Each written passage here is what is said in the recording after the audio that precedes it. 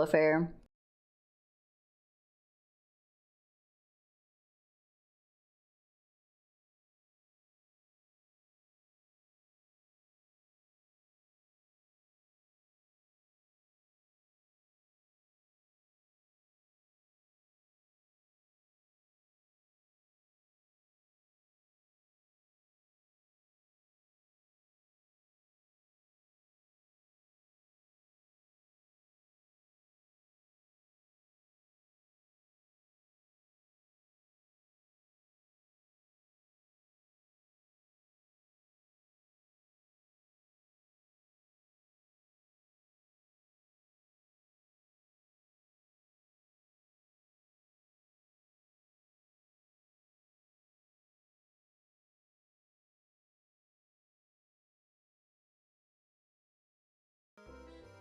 Hello everybody! Welcome to Ani-May-tion with our friend, it's Corvus. Hello, my name is Corvus Twig. But I'm a little bird. I'm a American crow. I'm just a little bird, and I have a twig. It's the best twig because it's my twig. Yeah, it is the best So twig. Hello to everybody in the chat. I see we got Hasio in there. Hi Hasio. Hasio is a good guy. One of the best. I appreciate the little art that he made the last time I went on your Sunday Dusk show. Oh my God! No, right? Like that was so such a good. Yeah, Hasio is very talented and does very cute stuff. I would say of the fan art that people have made for me, Hasio's probably done half of it. That is so fair. I think I've done most of my own fan art, but I have like my friends Grezzy and Ray draw quite a bit because we hang out a lot, so they like to draw like little promotional images. Okay, so I've met Grezzy. It's been a long time since I've talked to Grezzy, but I know Grezzy, and when you say Ray, I know a Ray who's a great artist, but I don't know if it's the same Ray. Are we talking about the Crotar Ray or a different Ray? No, his name is Rainy Day Alien. Oh, okay. Very different person then. But I don't know how different Crotar? they are, but no, I haven't. Oh, you should. Crotar's great. Very good artist. Very, very good artist. I know so many great artists. It's one of my favorite things about VTubing is how many awesome artists I've been able to meet. Yeah, it's a big community full of artists that would see him. I feel like half of them.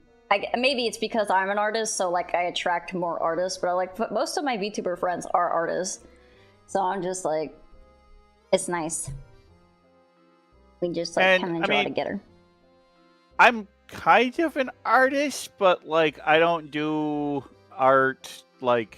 I don't do commissions. I just occasionally like to make art. I mean, that still counts you as an artist, I would say. Can I send you a picture of a piece of art that I'm most proud of that you could show on stream? Yes, I can do that. Okay, where the hell did I save it? Now that I can't help you with. Covers his eyes when he draws the chest. The chest doesn't have to be exposed or naked. Twig covers his eyes when he draws the chest. I mean, would just be. I don't know. I would cover my eyes when I'm drawing a chest. It's just a big, piece of wood and leather that contains things. Often treasure. That's so fair. Yeah.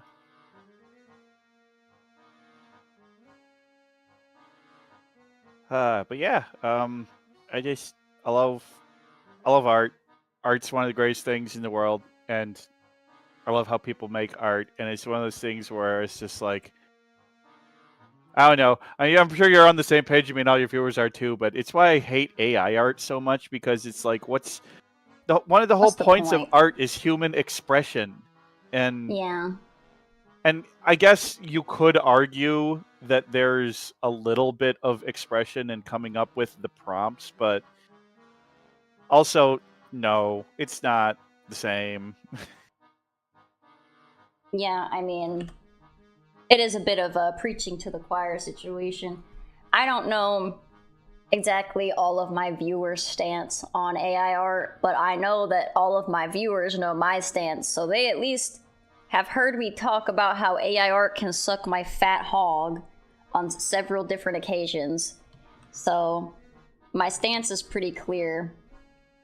It's disgusting. That's right, Ami. We hate that shit. Yeah. Oh, hi, Ani-May-tion. Yes. Really. Are you fun meeting familiar Annie, with? I love her. Well, actually, you were chatting with her on one of your previous streams about a week ago, and I was in that and kind of got to know her that way, and reached out to her. I've been watching Annie's streams, and she's a really good streamer. Go. Go. I mean, I'm sure everybody who's following you already knows her, but you should go follow her too. She's great. Well, what's crazy is... Sorry, you say.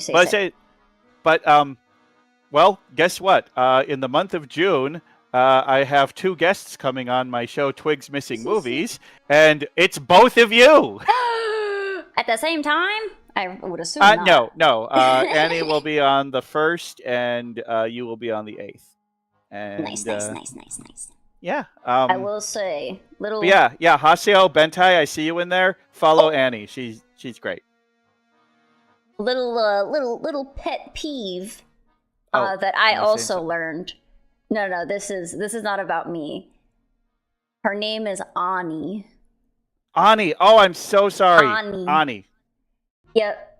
No, I learned too, and she corrected me. That makes sense. Ani-May-tion. No, I don't mind being corrected at all. I want to always make sure I am using the proper name and pronouns that people want, because that's fucking important. Yeah. I'm sure she would have justice for your name. I'm so real. Mm-hmm. I mean, it is an easy thing to do, and one that is important. So I'm gonna do it because you're my friend. I mean, I would do it for people who aren't my friend. My name is actually Corvus. So. Oh, I am so sorry. I've been actually I do actually tend to prefer to go by Twig rather than Corvus. Twig? Okay. Corvus is just a genus name, you know. Right. It's like, yeah, I can call you Twig. I didn't know, I didn't know that you had a preference. Well, I'm also, because there's I've met so many other VTubers that have Corvus in their name. Yeah. Of course, I also have met another VTuber who goes by Twig, so, you know. Yeah, I mean, sometimes they just got the overlap of the name. Also, hello, Bentar. I feel bad for all the Liliths out there, and the Lunas. The Lunas and the Liliths. May they rest. But yeah, I just... Big anti-AI, big hater. Yeah, well, you know, it does pose almost an interesting question. Are there any acceptable uses for AI image generation? So the only AI use, I guess it's not even image. It's more of are you familiar with Joel Javier? I am not. So he makes these animations, and it's pretty much just him and maybe a small team. Yeah, Joel Javier, but he makes these little animations, and it uses AI. Haver? Okay, thank you. Is that the guy? They're they're usually really funny, and they're almost rotoscoped. And... Yeah. Like Haven. So the rotoscoping type stuff that he does is AI, but the way that his AI works is that he has to draw the keyframes, and the AI will try to make the in-betweens. However, all of his images are from his own footage. So it kind of matches the footage to the drawing that he did, or he does. And I'm I think that's okay. Yeah, I didn't realize that was the name of the guy who did these animations. Looking it up, yes, I've seen his stuff, and it's amazing. And here's the thing, here's one of the problems with the AI discussion, is that a lot of technologies are being called AI when they're very different things. He is not using the plagiarism machine and typing in prompts and creating things with it. He is using procedurally generated tools to help create animations, but it's not stuff that's scraping other people's work. It's not stuff that's like it's not the plagiarism machine, and still requires a lot of work. So to me, it's like, yeah, you could call it AI, but it's very different than, like, say, he's not using anything like Mid-Journey or ChatGPT. I mean, it's still technically a I would say it's still kind of machine learning, because it is using like his own drawings, but like those are his. Yeah, those are his drawings. Yeah, to me that's different. To me, it feels like a completely different thing. It almost feels like saying, well, Minecraft uses AI to use it to create its worlds. Okay, well, procedural generation could be considered AI, but they're also not training it. You know what I mean? It's something different. It's different. But I was more like thinking, like, is there like a legit usage for something like Mid-Journey or DALL-E 2? Or DALL-E 3 or whatever fucking thing they're up to now. Oh, sorry. Can I swear on this? Yes.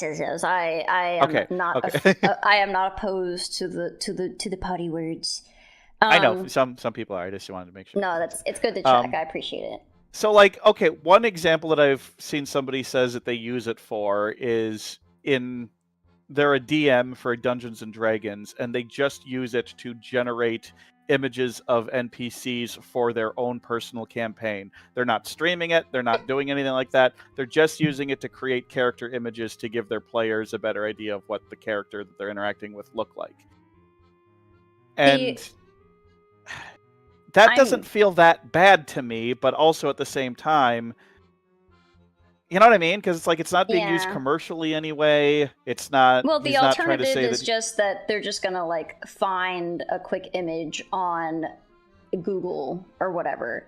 Yeah. The issue is not necessarily the everyman Googling being like, hey, I'm gonna look up Goku wearing, like, I don't know, something stupid, like whatever.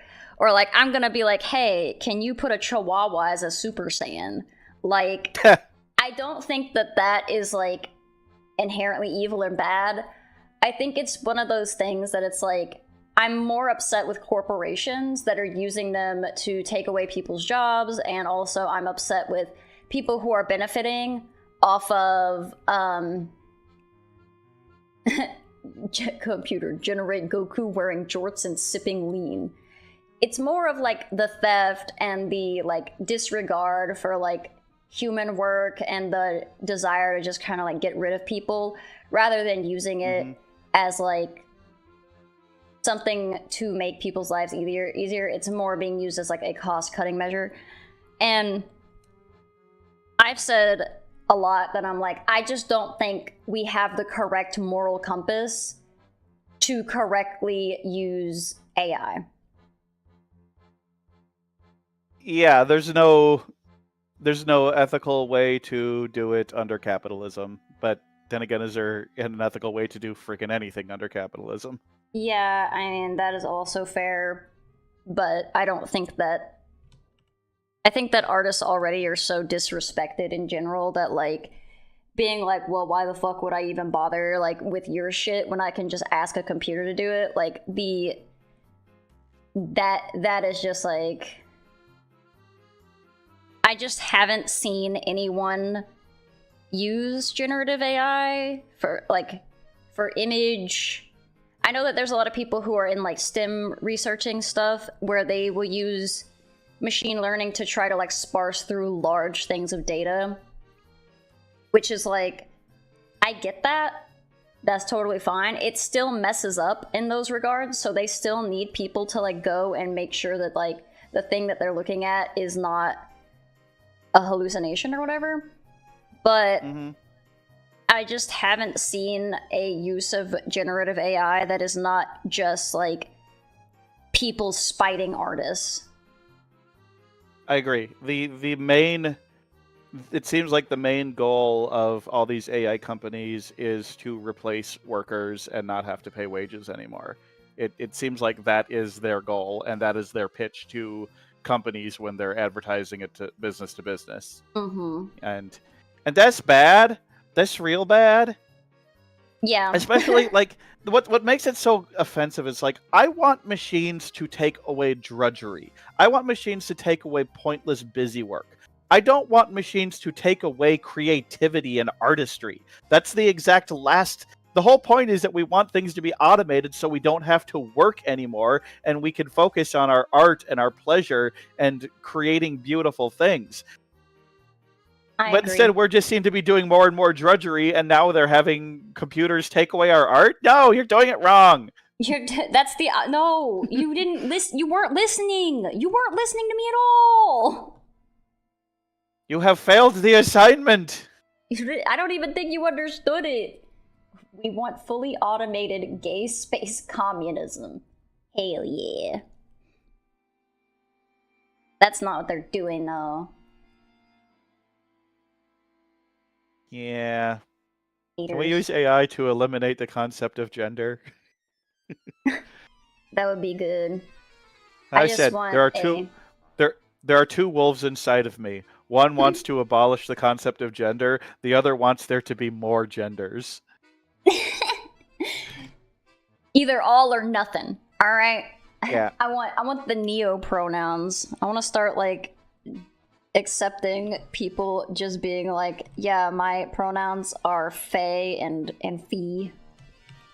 I'm like, all right, buddy, I'll call you that. It feels like those have gone a little bit out of fashion in the LGBTQ community, and most people are just accepting they, them for people who are traditional. Non-binary.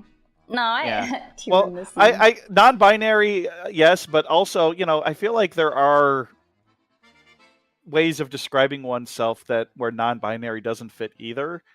You know what I mean? Yeah. I think that's totally fine. I also I have maybe this is an unpopular opinion. Some of the neo pronouns I think are just I don't know if you need those.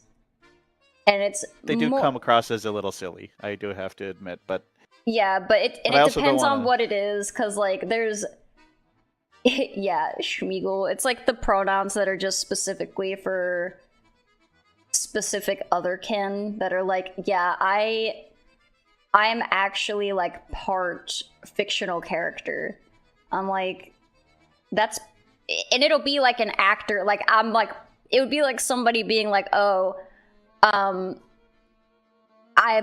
otherkin is Buffy the Vampire Slayer. I'm okay, come on, my thing is so many people actually have dysmorphia and stuff, and the neo pronouns that they have are very helpful. I feel that is just making it I just feel it delegitimizes it.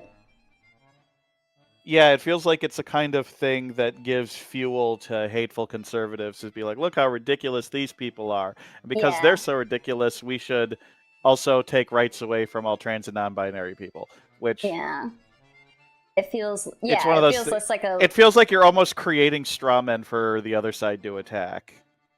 Yeah, I agree with Ani. She's I don't mind neo pronouns, but if it's something otherkin, it feels less an identity and more an appropriation. Yeah, it's inside I'm truly a wolf. We have no idea what the mind of a wolf is like. We have no idea what goes on inside their heads. Just say you're a furry, believe dude. that I'll respect you. Yeah, just furries are awesome. Nobody's I was gonna say nobody's hating on furries, so that's not true. I'm not hating on furries. Go be a furry. There's nothing wrong with that. Look, I don't think you're talking. You're talking to a fucking crow here. I know, and a dog. So maybe this is. Yeah. Maybe I'm preaching to the choir here, but it's neither here nor there, I suppose. That's pretty funny. We have yeah, yet to talk but about a single animation. though that's okay. No, I'm okay with that. I'm just saying, I always think We it's got a so lot of time funny. left. We do. But I mean, the most important thing when it comes to it is just like call people by what they want to be called and treat them with respect. And Yeah. that's not that hard. That's not hard to do. Be good to people, be nice to people. And guess what? If you do that, they're probably going to be nice to you. So it's in your own self-interest to be nice to people. Even if you're a selfish asshole, be nice, because then Yeah. then then you'll get more in return. Nobody And you wants won't go to hell. If that's the only reason that you have to not be a shitter, then I'll take advantage of that. If you're a Yeah, shitter, I you go mean- straight to hell, buddy. God doesn't like Sometimes I feel shitters. like sometimes I feel like I'm already in hell. Oh. Sometimes. Surely there are pockets of light throughout. Like a song by the band Dead South says, "In hell, I'll be in good company." I think it's funny the like bit with, I guess it's comedians or whatever, and they're like, ugh, don't let me go to heaven. Everybody up there is boring. Nobody does drugs, nobody fucks. What are we gonna talk about? Nothing. Apparently, according to the Bible, only 144,000 people get into heaven. Well, Of course, that was written at a time when 144,000 seemed like a lot. yeah, like, well, I guess there's no room for me. It's too late now. Surely that shit is full. Alright, sorry, we've maxed out. Yeah. We've maxed out. But yeah, we say we haven't talked about animation. Well, we could talk about animation. We could. I mean, we can keep yapping about whatever. I just always think it's funny because I'm like, I go into it and I'm like, you know, I don't know if we were on stream or not on stream. I was like, I was afraid whenever I was making this because I was like, I don't know if 4 questions is going to be enough, but it is never a problem. Oh, when I first started doing Sunday Dusk, I started with the 20 questions, and then, boy, I learned after a while that's too many. And then I just went to just basically having freeform conversation. But I would still like ask the person the questions ahead of stream, and if they had interest, like just give me that so I can have some interesting answers that maybe I could bring up if the conversation starts to lull. I got a Right. topic that I can bring up, and you know. I'm not gonna go through everything that was in those 20 questions, but it gives me some answers that can lead me to some interesting conversation, because there's so many Sure. interesting topics out there. I mean, It's so true. you know me, birds. Ask me about birds. Anybody in chat got questions about birds? Not you, Bentine, Hasio. I know your bird questions. Oh, I was gonna say, I was like, I'm sure Ani has a favorite bird, but Yeah, Ani, what's your favorite bird? bird. I don't know if she's still in the chat. She probably is. She's just chilling around. I think I don't know if she just finished it or if she's like on a break or what she's doing right now, but she was doing a snowy owl. No. Snowels are pretty cool. I call them snowels. Snowels. Oh, that's so Yeah, cute. they're so pretty. Fun fact, they are the largest species of owl. I didn't know that. Well, now you know that. I like the and tiny also owl. there are some very cute tiny owls, little burrowing owls, little screech owls, very No. cute. So many cute little owls. I mean, owls is a whole order of birds. So that's order is basically the level below class, and class is bird. So like, owls got their own category. People might think, oh, are they lumped together with other raptors? They are not. They're their own thing. Owl. They're their own thing. And then it is split into 2 families, which are called barn owls and true owls. And like Dang. 95% of owls are true owls, and then you got like 5% of them are barn owls. But Yeah, they really were like, these are the hick owls. They go on the barn. I just wonder, like, what did they do before the barn was invented? Yeah, like what were they called then? I just mean, called little schlubby owls. I'm sure that the Native Americans had a proper name for them. Word for them, yeah. Yeah. And then they were And it like, was we're calling probably them not barn barn owls. owl. Like, that's fucked up. Put some I respect. mean, they do love to nest and roost in the upper levels of barns. And God, have you ever seen baby barn owls? No. Yeah, no, wait, I do. They kind of look like Muppets, right? They're like very fluffy. They look like balls with eyes. No. No? I'm Googling. That's not a real barn owl. That's some kind of... Oh, they're kind of scary. They're like baldy. Yeah. Yeah, they're kind of terrifying looking. Like, you go on YouTube Shorts or something, there's one that's just like... I swear to God, like, people who have seen, like, gray aliens... Like, this is what they saw, probably. They actually just saw a baby barn owl. Oh my goodness. Yeah, they're kind of scary. I always thought that the barn owls were like... Because I always see those, like, little fluffy owlets, but I guess, like, it's different. Because these ones are kind of scary. They have, like, the flat face. They look like a, what would you call... They look like a fantastical creature, but evil. Yeah. They're but like, they only evil if... He would ask me They're only riddles. evil if you are a small creature who would be their Who food. can be consumed. I mean, I do gotta say, owls are, other than humans, owls are the #1 killer of American crows. Dang. Yeah.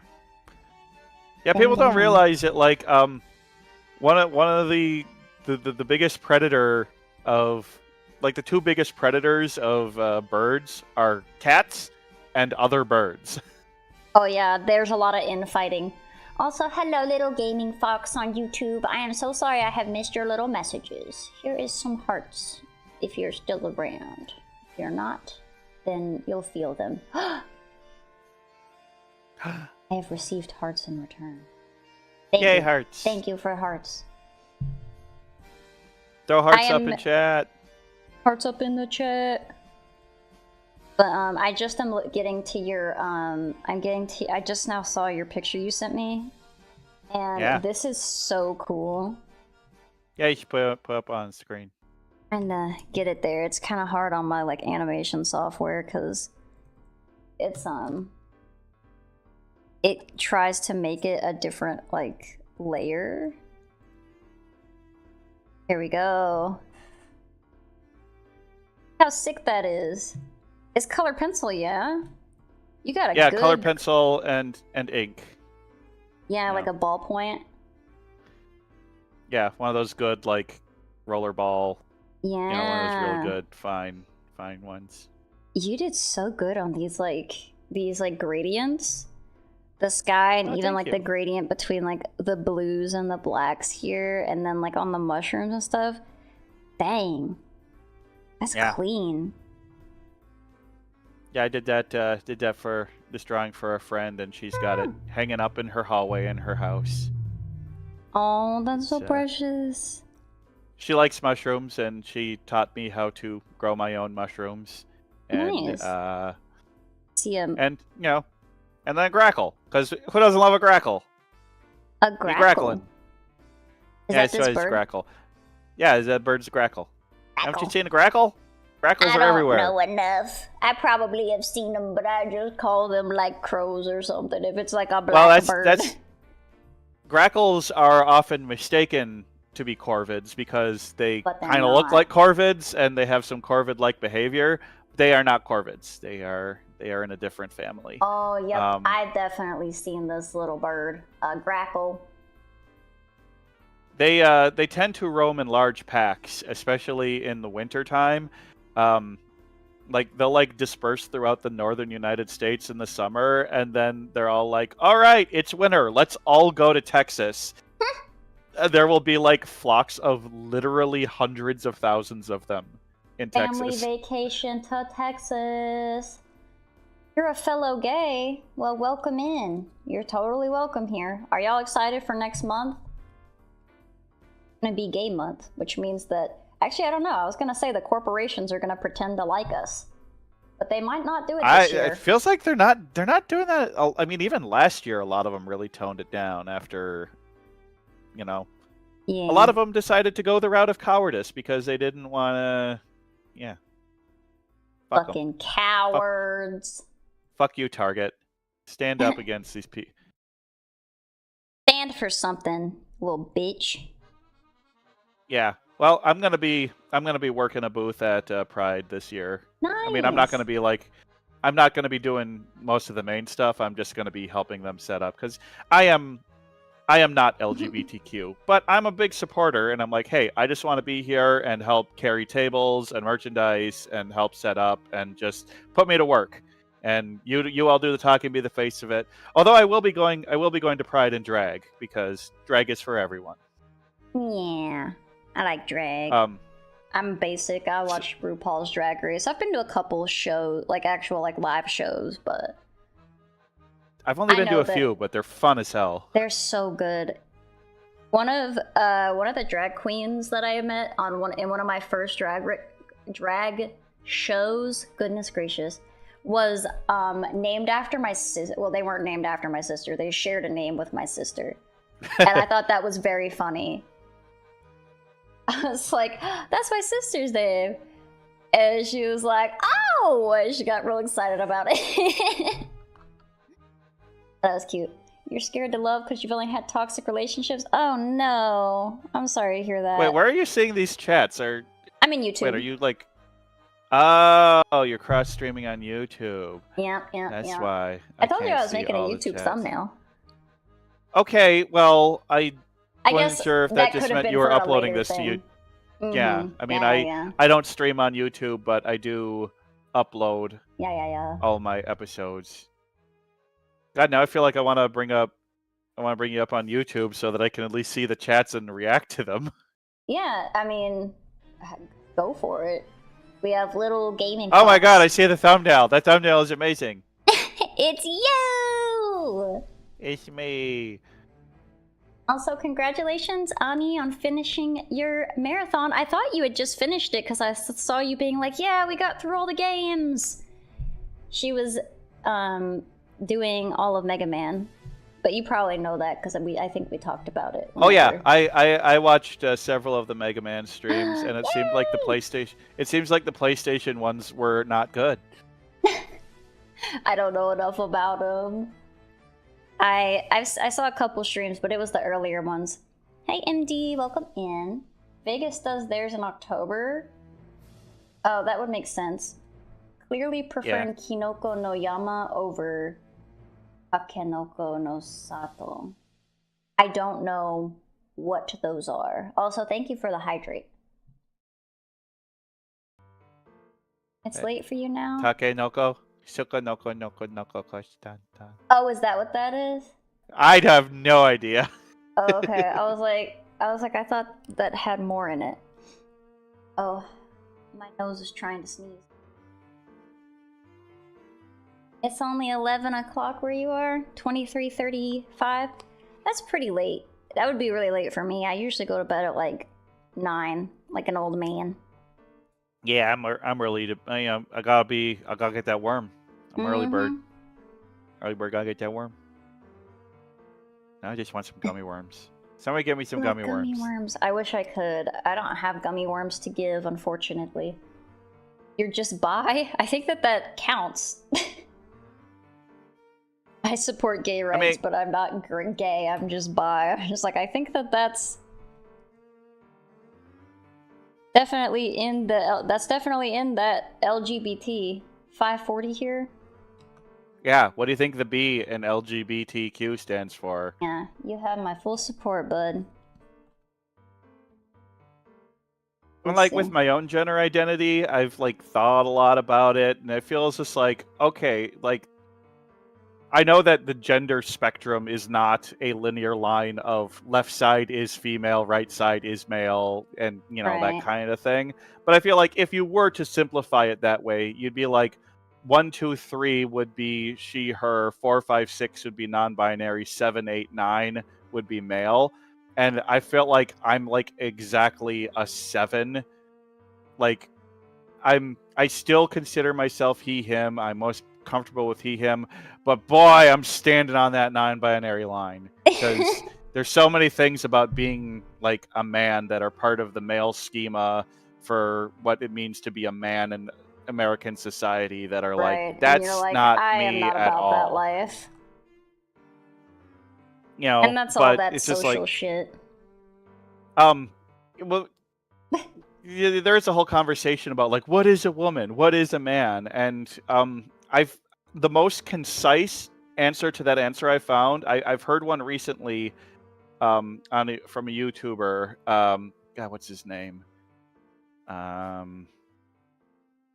anyway, the definition of like what is a woman, and the answer was a human adult whose gender identity aligns with their personal schema of the female sex.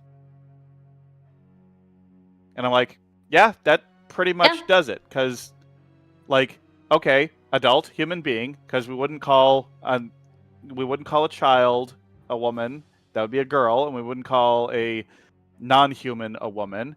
Okay, whose personal gender identity. Okay, so it's how they are personally identifying. That's important. And then aligns with their schema of the female sex. So schema being like, schema is a very important word in this definition because it's a personal schema of something is how you view it in your head. How do you view a female? How do you view a male? And why that's important is because, you know, the gender norms, the way that a male must act and the way that a female must act is different from generation to generation, from culture to culture, Right. from person to person. So it's whatever that person's schema of what a female should be, that's what matters to them. And then whatever their, like I have a personal schema of what a female is, I have a personal schema of what a male is. But that's, and then the identity is which of those you most, personally, and that's the thing, is it's also personal. So I feel like that definition captures both cis and trans people quite well in a definition that works and makes sense. A man is simply a miserable pile of secrets. Yeah. And where then, like, for a non-binary, it would be a person who, an adult human being whose gender identity does not align with either the male or their schema of either the male or female sex. Yeah. No, it definitely makes. Is there a non-derogatory funny word for bisexuals? That's a good question. I don't actually know. I feel like it's just bisexual. But there is like funny like bisexual like tendencies, like whatever. They're like, oh, it's like that person has like the bisexual haircut, or like that person is bi-sitting or whatever. Like there's a lot of silly little things. Also, Javon Bradley is his name. Oh, the guy with who came up with the definition. Yeah, he's the one who I first heard gave that definition. He does like call-in shows where he encourages people to call in and be like, hey, we want to talk about sex and gender and sexuality, and if you have questions. And he often gets a lot of people who are very bigoted call into his show, but he's very good at handling them respectfully and explaining to them why they're wrong. And yeah, you would see that. You would see how that would happen.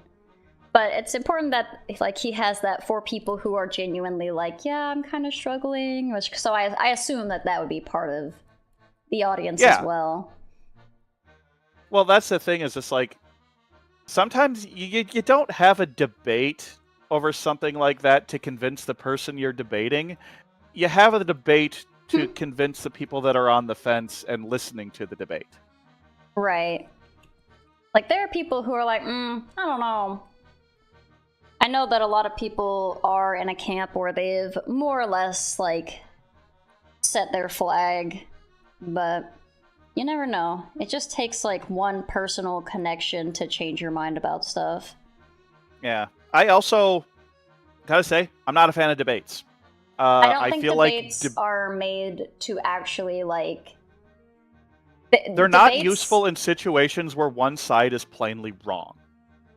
I also And, think like- that they're usually just for like entertainment. They're just like verbal fighting, and I think that that is Yeah. how people view them. I don't think people actually view debates with the intent to learn.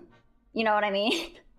I do know what you mean. Yeah, most people will like. You can have two people watch a debate, and anybody who agrees with person A is going to think person A won the debate, and anybody who agrees with person B is going to think person B won the debate.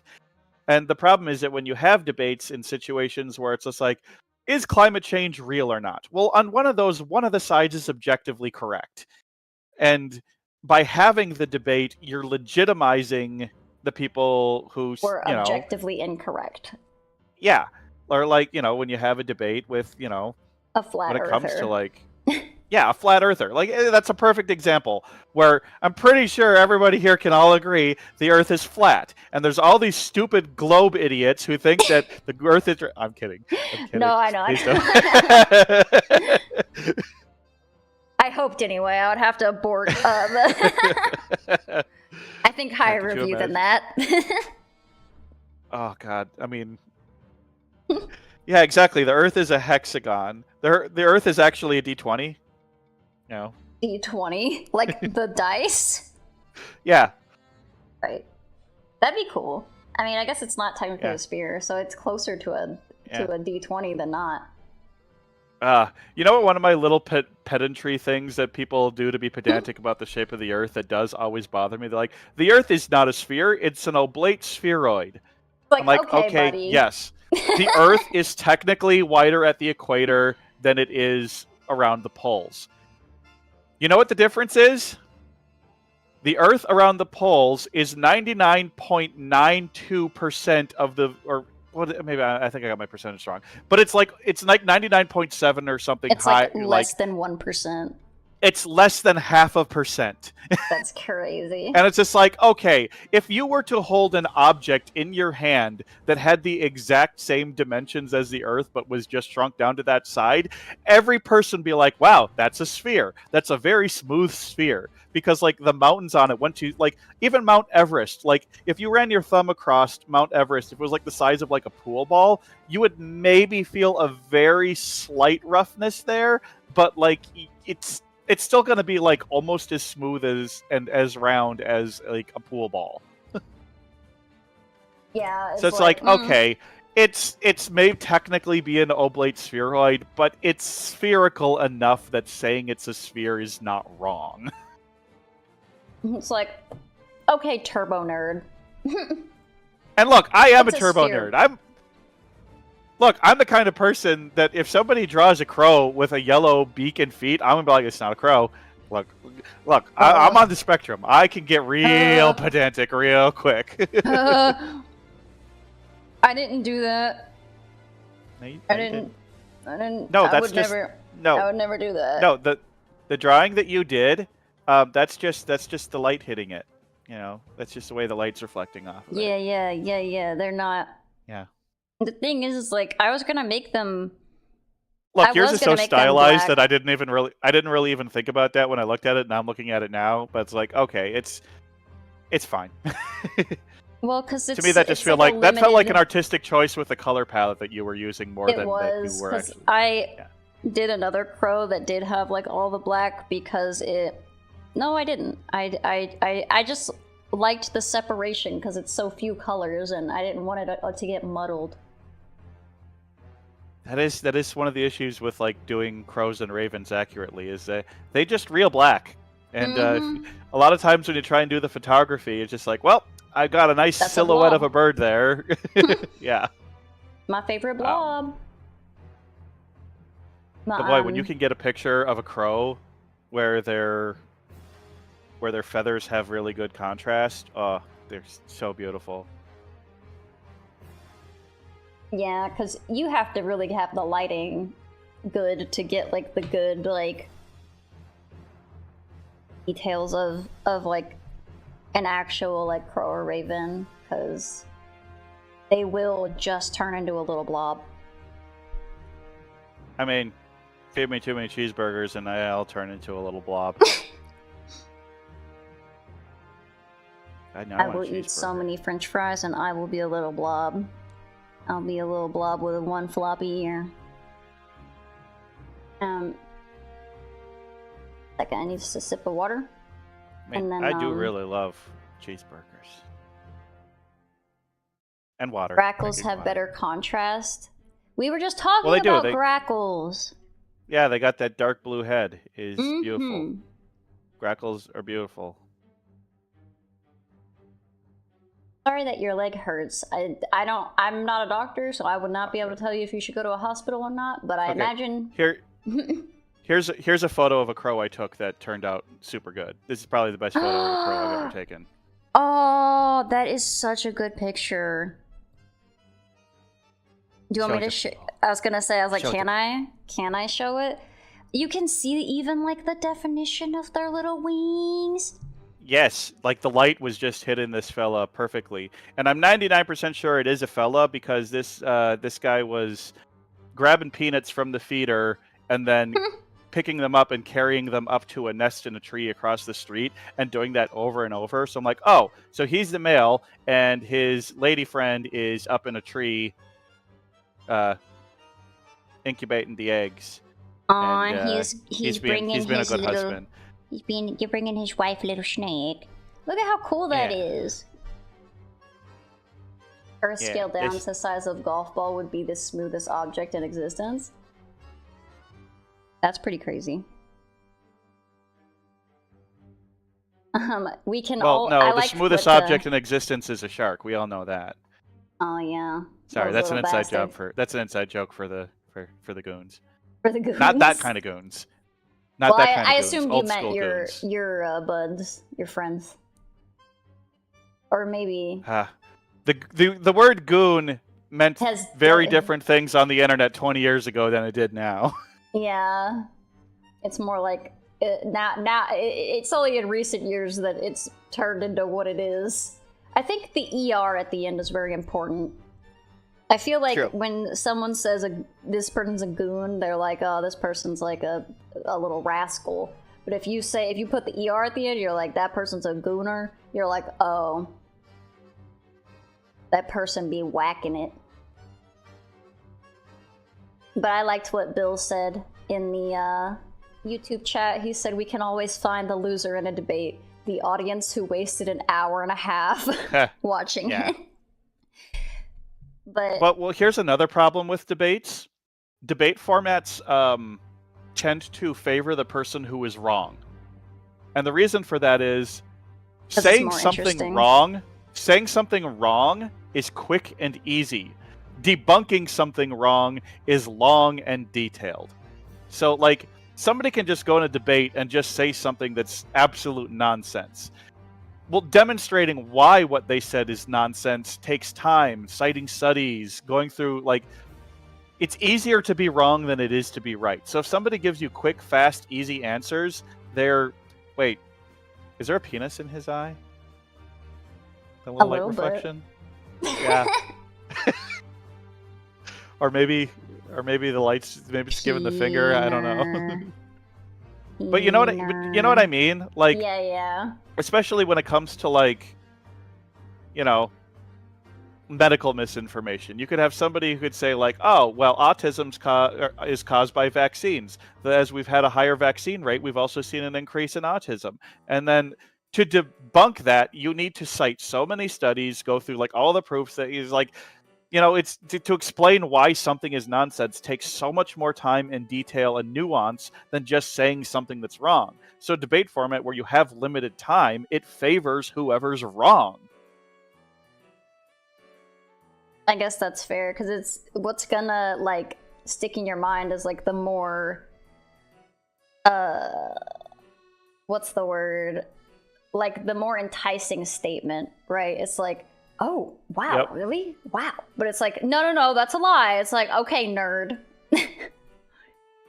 Like, what was it? Yeah, and I'm trying to discuss this without getting too political. No, I get it. But, yeah. And I mean, Yeah, I don't even know. I'm just like, ugh. Ugh. Such a mess. Such a mess out here. People I be just messy. zoomed in. So many zooming into the bird. I just wanted to keep doing it until somebody said something. Hey, I liked it. I thought it was funny. Also, there was a wiener in there. But, I will go to the actual, like, animation questions if we're chill with that.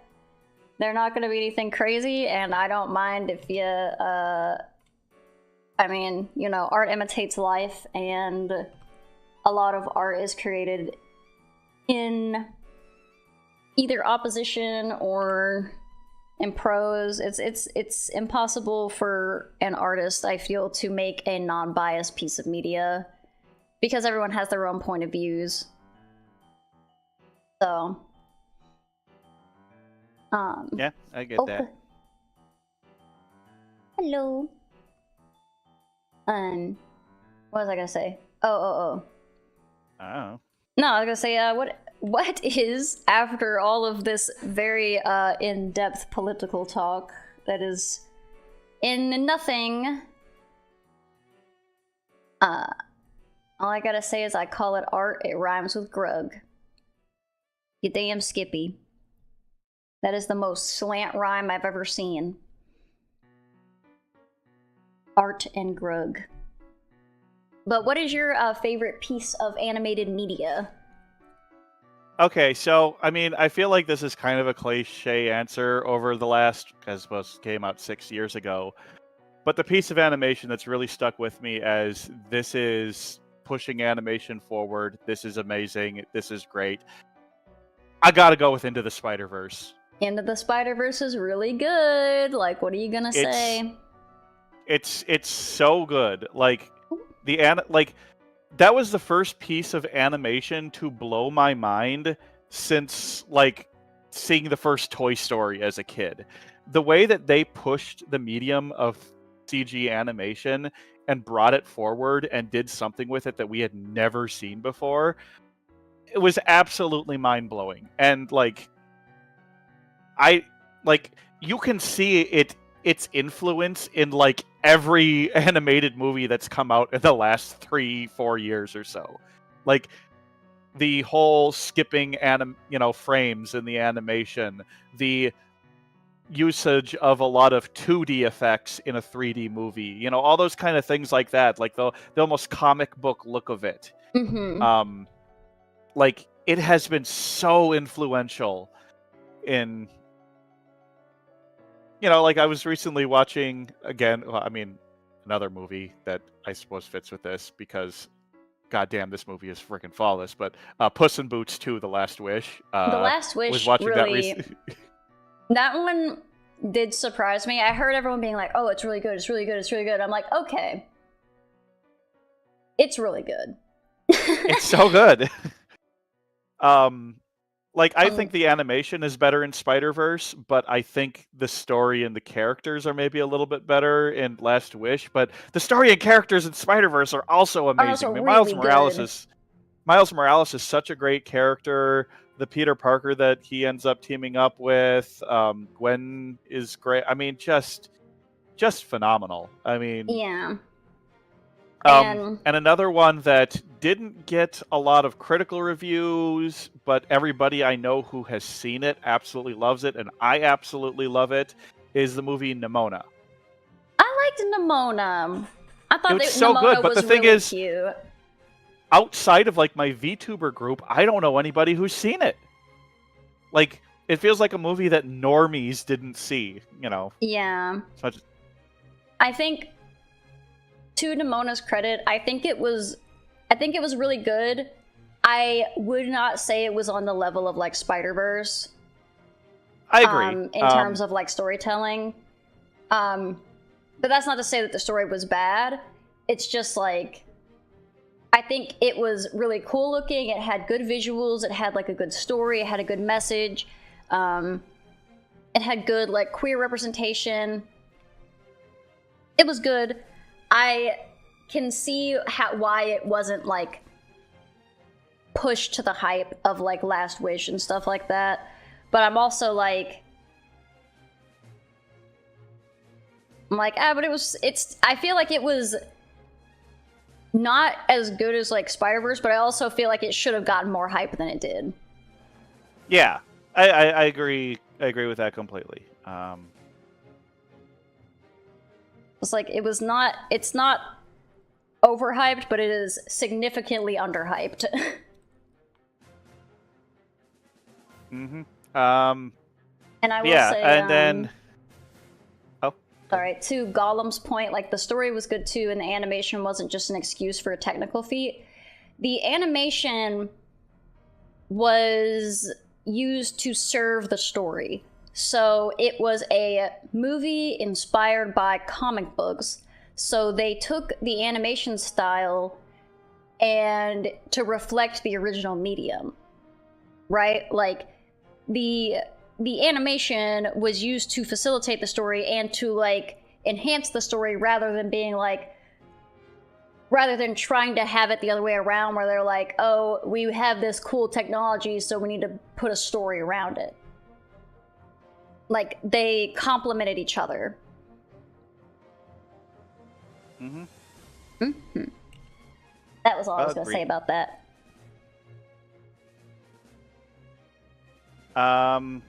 So yeah, and then a movie that we did around Christmas time for Twigs Missing Movies, which has now become maybe my favorite Christmas movie, and I'm gonna watch every year from now on, is a little movie called Klaus. Klaus is really good. It's so good. My only complaint with Klaus is the random like pop musics sometimes that come out of nowhere. I feel like are a little jarring, the musical choices. Everything else, no complaints. Also, I think that most people would not even know that that movie is 3D, which is amazing, is crazy. Yeah. It's so... It really pulls on the heartstrings. Oh, my bad. I said it the other way. The movie's 2D. It's not 3D. Or 2D, yeah. I said the wrong thing. Well, I mean, it uses computer animation, but it it uses a lot of really interesting techniques. It uses a lot of technology, and it uses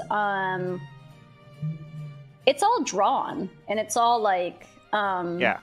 But I think it has like a tool for the lighting, which is kind of neat. Yep. Also, I went full body because I can. You're a full crow now? You're going to bed People gotta see your whole body here, you know? How could you? And you're sassy. You're giving the bump. I'm a little bit of a sassy bird. I'm a little bit of a sassy bird. You got the bodacious side eye. Well, I'm looking at you. It's important to look at who you're talking to. Oh. I'm looking forward because I'm drawing, because I'm a dance? hater. Okay, I dance by going, dance, dance, dance, dance, dance. A center bar? Oh no. Look, my cloaca is not hanging out. You don't need a censor bar. Yo. We can't bring it up the cloaca. But, hey, look, what about, I was gonna say good night. Night, night. I know I assumed you weren't being rude, but I appreciate you specifying. But yeah, have a good night. I hope you sleep well. No bad dreams. Your virgin eyes? What are you talking about? The cloaca is hidden. There's nothing bad happening in the drawing. What are you on about? Yeah. Fun fact, with American crows, yeah? the only way to tell if it's a male or a female is basically by observing behavior, but even then that's not always true because there have been instances where females show dominant behavior and males show subservient behavior. So even there's what I'm saying is there's trans crows.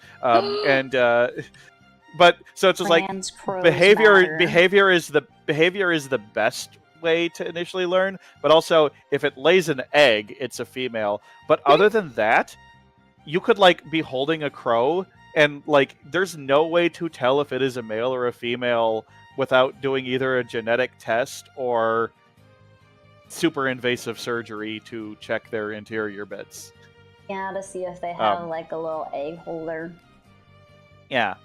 Because they do have, like, their internal organs are slightly different in that area, but the external organs are basically the same. And Is that yeah, all unless birds? no, that is not Just all crows. birds. No, not just crows. Oh. So I mean, what we're talking about is something called sexual dimorphism. Yeah. That is where if the males and the females have physical things that make them stand out. Obviously, you look at like a cardinal. A male cardinal versus a female cardinal. Okay, is he bright red? It's a guy.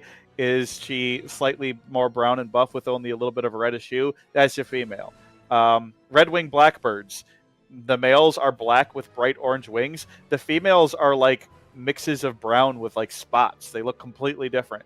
Super easy to tell the difference. Mm-hmm. But most parrot species are not sexually dimorphic. They look the same. With like a lot of birds of prey, like a bald eagle, well, is one of the two 30% bigger than the other one? Well, the bigger one's the female. For most hawks, falcons, eagles, owls, the females are like 20 to 30% bigger. As they should be. Yeah, I have the big ladies. So yeah, it really depends on the bird species. You know, obviously it's kind of a cliche with a lot of bird species where the males are more brightly colored and the females are more drab in color, because the males are the, hey baby, look at my feathers. Look at me shake them around and look how beautiful my colors are. I mean, it's you have something like the peacock, because it's like, well, I'm going to become terrible at flying, and I'm going to be completely useless in all aspects, but I'm going to be the most fabulous bird you have ever seen. And that will make the ladies want to mate with me, and that's... I will suck in every other aspect but fashion. Yeah, and, you know, because peacocks are only the males. Peahens are the females. The species should be called peafowl. That's one of the common misconceptions, is that, yeah, all peacocks are male, because that's what cock means. The things. Cock means and they're called cocks because they are a fowl. They are in the same order as chickens and turkeys. Galliforms. Do they taste like chickens? Apparently, peacocks do actually taste kind of good. There's a reason why almost all hunting of birds is of landfowl. So, I mean, that includes, you know, peacocks, pheasants, chickens, turkeys. Those are all considered landfowl. And then, of course, you have waterfowl, which is going to be your ducks, your geese, your swans. And, well, see, we've been talking about sexual dimorphism. Nowhere is it more apparent than the duck. Because ducks do not have cloacas. Ducks have more, let's say, mammalian organs down there. And they have a corkscrew wiener. Yeah, I was I wasn't going to be the one to bring it up. I am. It's one of the only things I know about ducks. Yeah, ducks are the freaks of the bird world. I'm just saying that right now. Oh, I know. They're little monsters. I know they're little monsters because I watched Green Porno. The Zifrank video? No. Oh, okay.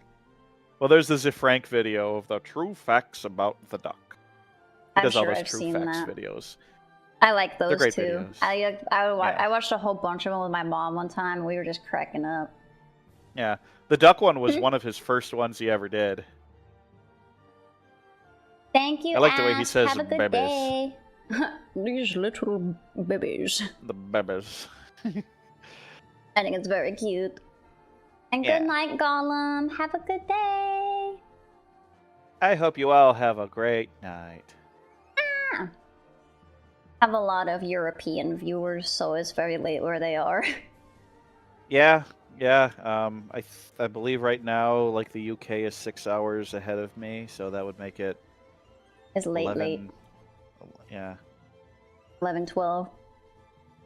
Yeah. It's always kind of weird because sometimes the UK is 5 hours ahead and sometimes they're 6 hours ahead.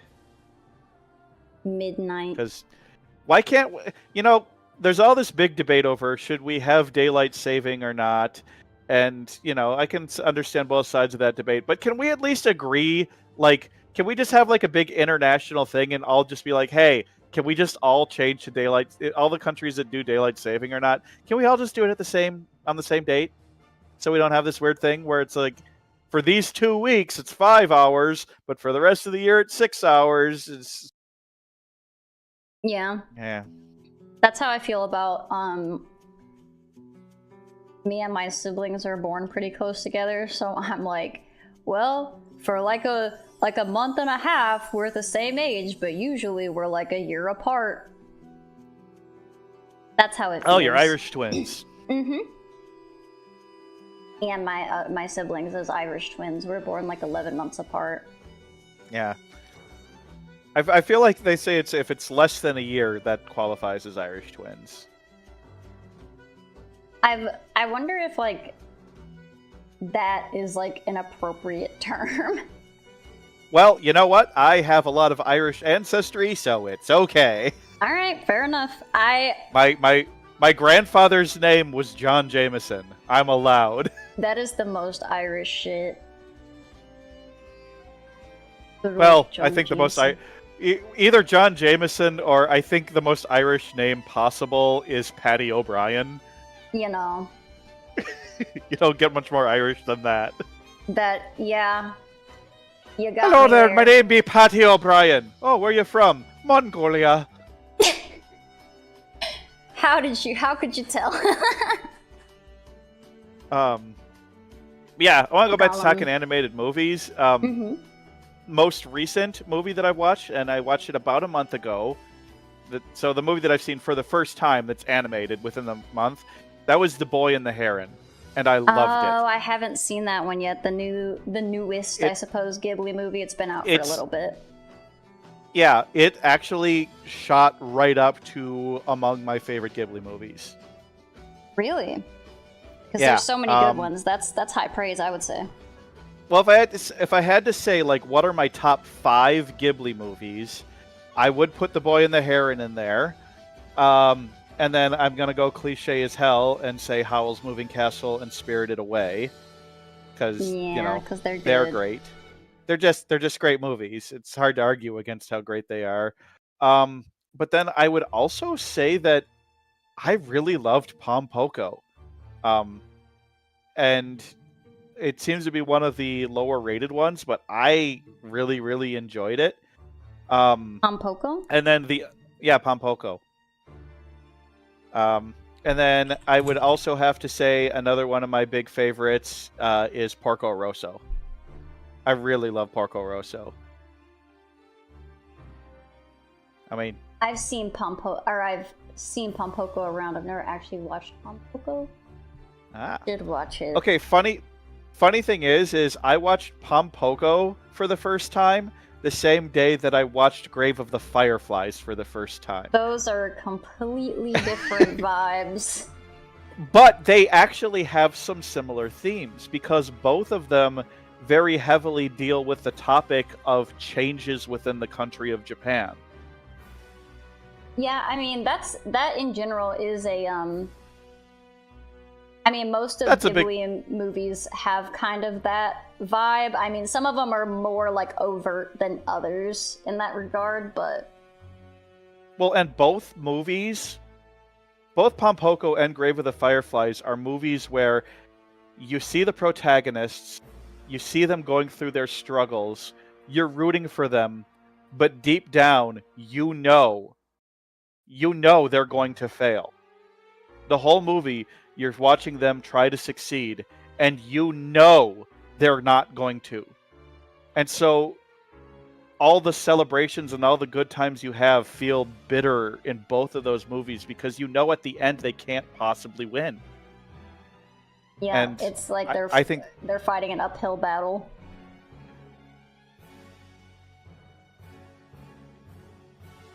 Yeah, and whether it's just, I mean, Grave of the Fireflies basically tells you what happened. I mean, the very first scene of the movie is a flash forward, and you see how bad it ends. Yeah. And then Pompoko, you're just like, well, obviously these raccoons are not going to stop the progression of industry and They're just raccoons.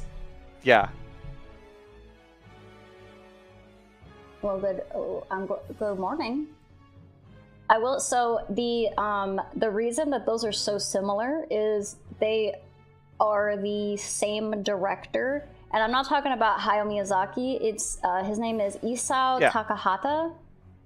So yes. it makes sense that those are very similar. Because the director clearly has a style. Yeah, so I guess I could take that as like, what are your favorite? Yeah, it's what is your favorite Ghibli movie versus what is your favorite Miyazaki movie? Because obviously they're the studio isn't necessarily like they have a studio style, but they're not all necessarily Miyazaki movies. Yeah, but Miyazaki is obviously one of the great animation directors of all time, if not the greatest of all time. Yeah, I mean, you can. I mean that the greatest, definitely up for interpretation. One of the great, undeniable. Well, he's also one of the most influential animation, specifically anime director, But it also feels like with American animation, the directors don't get a lot of the name recognition. You know what I mean? Right. Well, I mean, I think it's kind of similar because, you think of Ghibli and you think Hayao Miyazaki, but, you don't necessarily think of Pixar. Isao Takahata. But when you think of, Disney, that was a guy. And at some point, that was all his stuff. I suppose you might think of John Lasseter. Yeah. And Brad Bird. Those are probably the two biggest names, and they're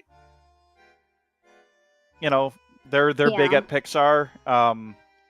Think of Katzenberg, unfortunately. And yeah, you do think of Katzenberg. Well, you also, I suppose, more in the '80s. Don Bluth was.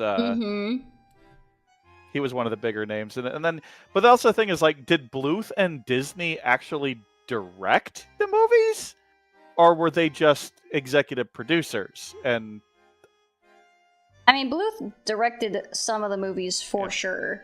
Yeah. I don't know, because I don't know how I don't know how long he had a studio. Because his studio was relatively short-lived, considering it's around 20 years or something.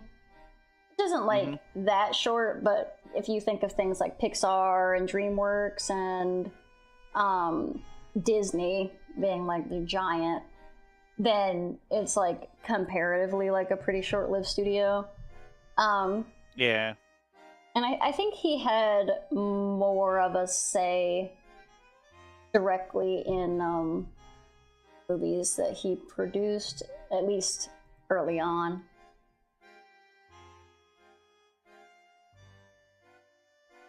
Man, I dig Don Bluth's animation. It looks great. Yeah, he's a good creator. Good animator. That's what I was gonna say. Yeah. I don't know about him as a person. I'm sure he's chilling. Actually, I'm not sure. That's kind of my point. I don't know. I don't know what he's like as a dude. I think Don Bluth might be chilling 6 feet under. No, he's alive. Don Bluth is still alive? Yeah, he's Oh my god, he's still alive. He's 87 years old. Yeah, he's old, great. But he's still alive. Okay, that's great. Yeah, no, he's, because I think he was thinking about doing some kind of project. But I don't know. I was I don't know if his old ass is gonna be making. Oh my god, Much, Titan but- AE was a... I didn't realize Titan AE was a Don Bluth movie. I think it was one of his last. Yeah?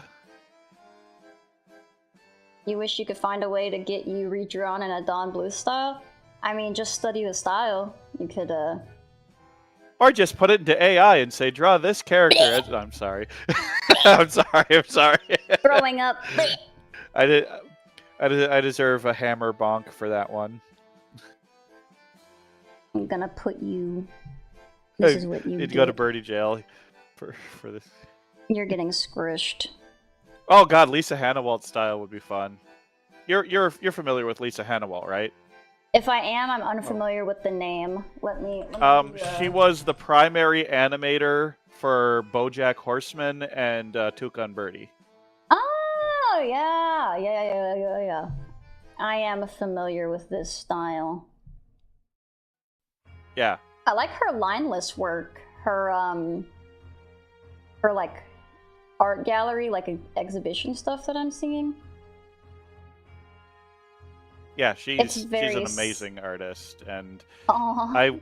I just want any animation studio to just give her all the money to make what she wants, because everything she's made has been really good. I love these these little pieces that she has. These are so fun. Mm-hmm.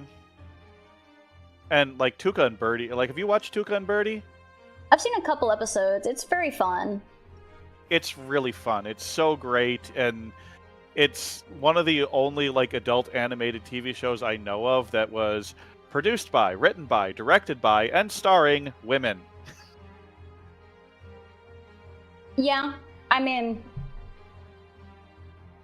that is true. I'm trying to think if there is other ones. I would say that the Owl House was pretty woman-centric. Yes. But I also did specify adult animation, which you Owl did House say is adult animation. adult. The thing is, like, you know, shows like Owl House, Avatar: The Last Airbender, they are very good shows for adults to watch, but they are still primarily written for children. Correct. Okay, you got me there. The Sorry, you're still in squished jail. I'm still squished. Yeah, I mean, I deserve it for the AI joke. I'll Even though it unsquish was you in a just minute. joke. I know, but our actions have consequences, and you are now squished.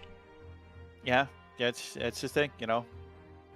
People deserve consequences for their actions. It's okay. You will be unsquished. Some people think that having consequences for your actions is the worst possible thing you can do. What? I have to... I can't just do anything that I want all the time?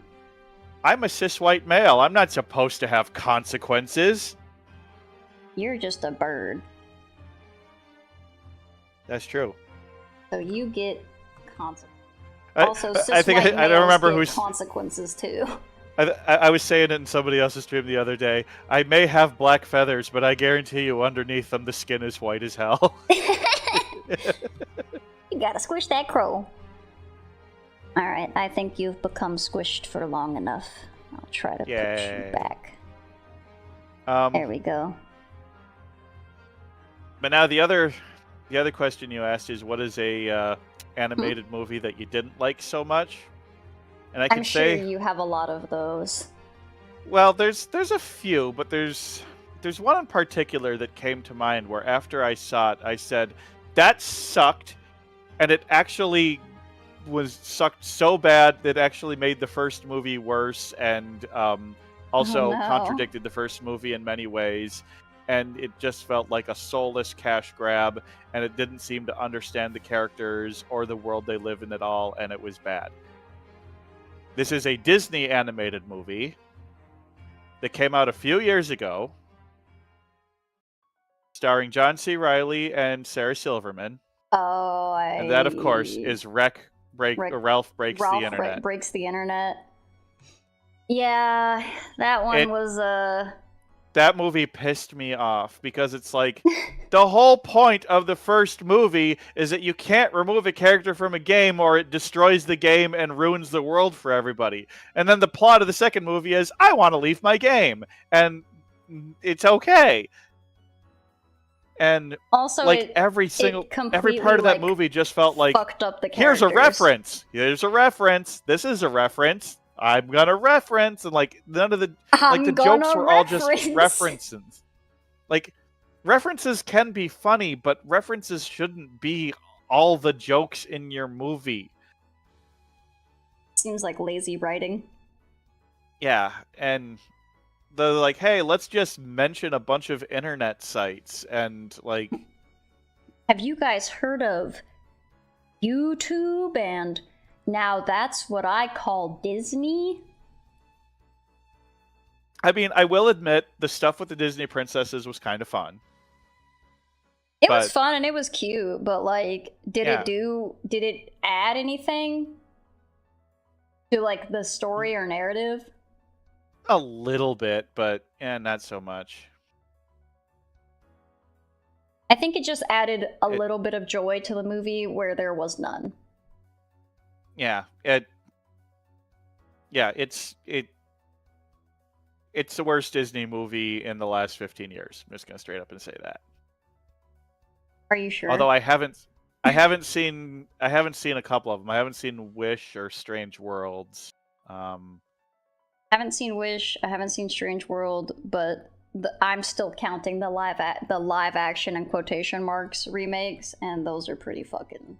Well, I suppose I was talking about the worst animated movie that Disney has put out is the Lion King remake. And don't you dare fucking call that a live action remake because that movie is a CGI movie. It is not live action. They were not filming lions. I know. That's why I always all the other ones I can call all the other ones I can call a live action remake. Lion King was not a live action remake. It was a CGI remake. And they said, hey, what if we sucked all of the like facial animations and soul out of all of the characters in the animation? Ugh. Yeah. No whimsy. Have you seen any of the bullshit with the new Lilo and Stitch remake? I haven't, but I don't. Again, a movie that should not be remade, and yeah, it looks bad, and like. It has the same issue as The Lion King, where it's like, I guess it looks like Stitch, but like, it feels so stiff. Yeah, it's like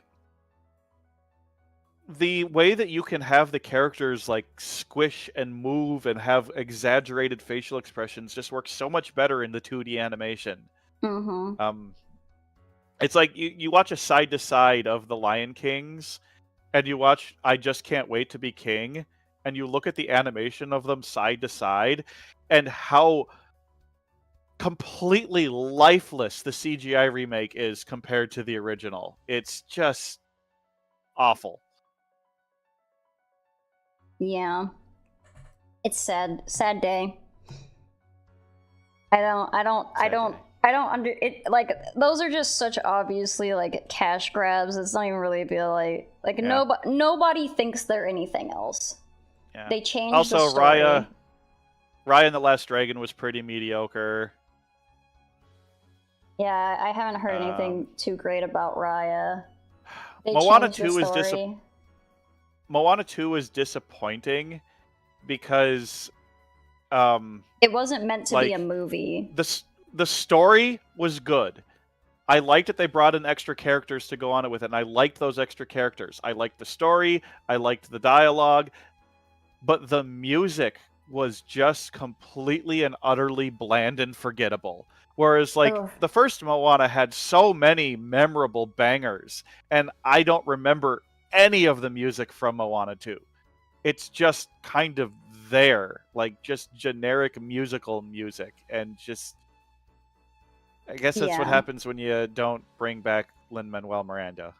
Well, the thing about Moana 2 as well is that it wasn't supposed to be a theatrical release. They initially made it to be like a mini-series for Disney Plus, which is why they didn't get Lin-Manuel Miranda on the thing, because it was supposed to be like a mini series and not supposed to like it didn't have the theater funding, right? Well, that would explain it. Yeah, so if stuff about it looks kind of like off, it's like, oh, well, this isn't like horrible, but it's not like great. It's because it was never meant to be made for theaters. Yeah. Also, Frozen 2 was bad. Yeah, Frozen 2 didn't make sense why it existed. I feel like I was like, conceptually, some of the stuff was interesting, but it never came together in a way that like mattered or made any sense. Like, why is she like trying to leave or whatever after she's been established? It's like, oh, well, I'm being called somewhere. I'm like, all right, sure. And then it's like, yeah, they get to like the fucking like Avatar world or wherever, where it's like very elemental and stuff, which can be cool.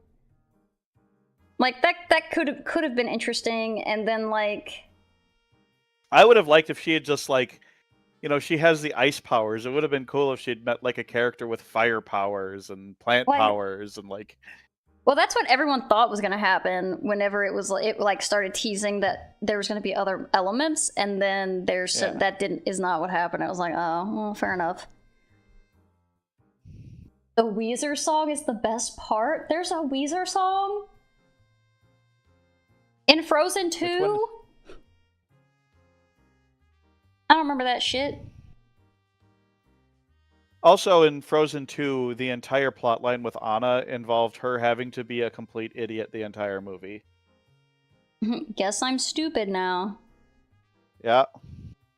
I mean, she was kind of stupid in the first one, but it was more of a understandable naivete and less of a just directly dumb. If that makes sense. Yeah. Yeah.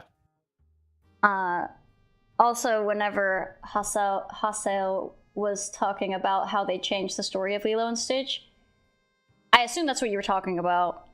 I've been told they're cowards, and they took out all of the cool shit that made Lilo and Stitch like fun and cool. The alien outfits are now no longer like just the aliens in like tourist wear. They're actually just gonna like have human cloak devices, which is boring and stinky. Lame. I'm like, no, it's funnier because that's the joke. Is that they're high-tech aliens and they could have this technology, but instead they're just gonna like put on a little mustache. You guys hate fun and whimsy. We need more whimsy. That's why I liked The Boy and the Heron so much, is that it was very whimsical. A Miyazaki movie? Whimsical? Yeah, I know. I couldn't believe it. It's crazy. Crazy work that is.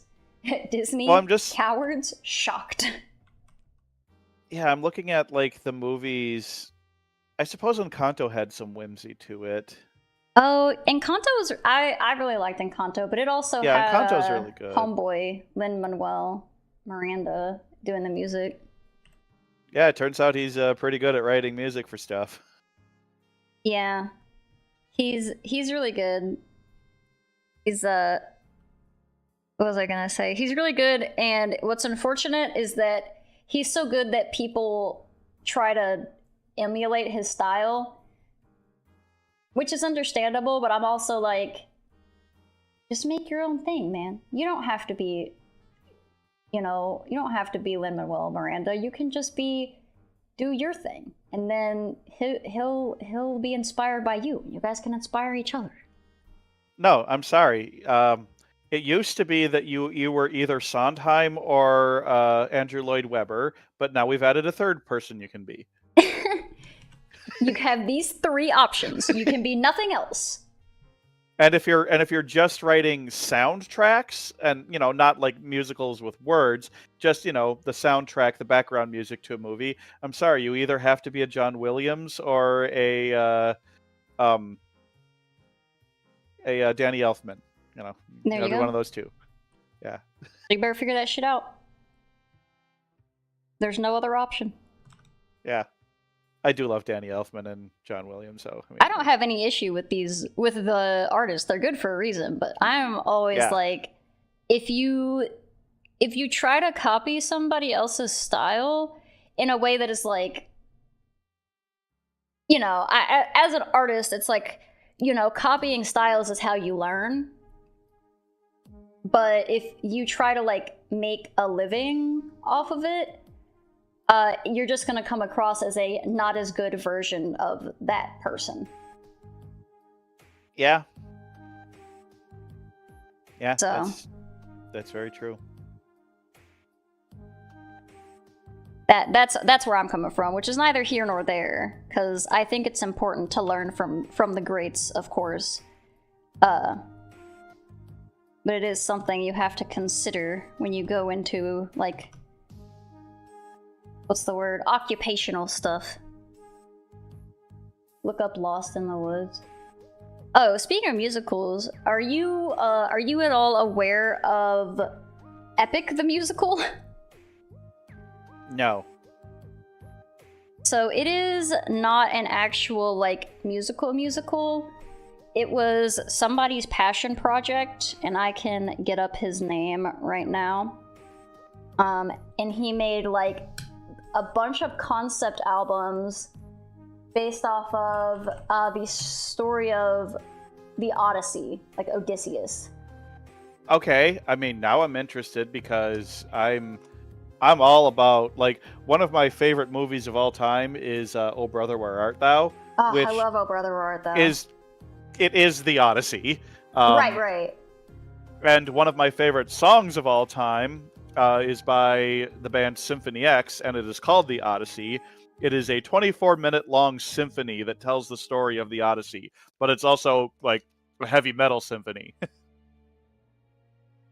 And I do mean a symphony in that it has movements and... Yeah. And it's like... But also, Symphony X, God, I love that band because they're basically a blend of classical music and metal. And they use a lot of the classical... those go together more than you think. Oh, I tell people all the time that the modern genre of music that is most similar to classical music is metal. Like... No, I would be inclined to agree. Yes, I did, Bentai. And Bentai, wasn't it a great song? I mean, he didn't turn it off, so must have been at least good. I was in control of the van. Oh, he couldn't turn it off, so he better like it. But yeah, his name is Jorge Rivera Herons.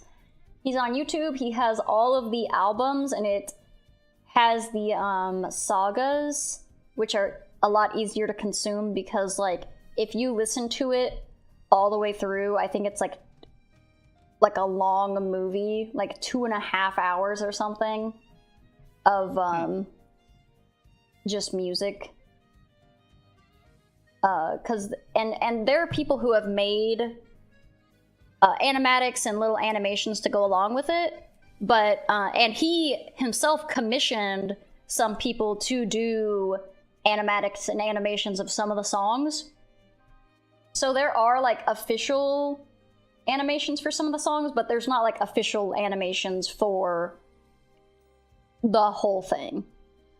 Interesting. Well, yeah, I do love good animations with music. Yeah, no. There's a lot of even really good unofficial ones out there, so definitely, like, I would look into just the songs if you were so inclined to do so.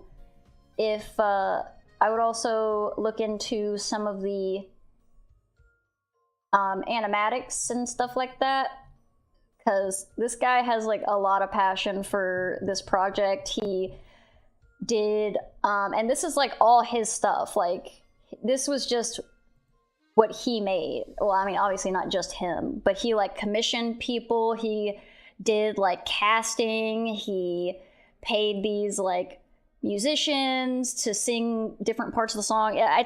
It's honestly just a very impressive undertaking. I would, if any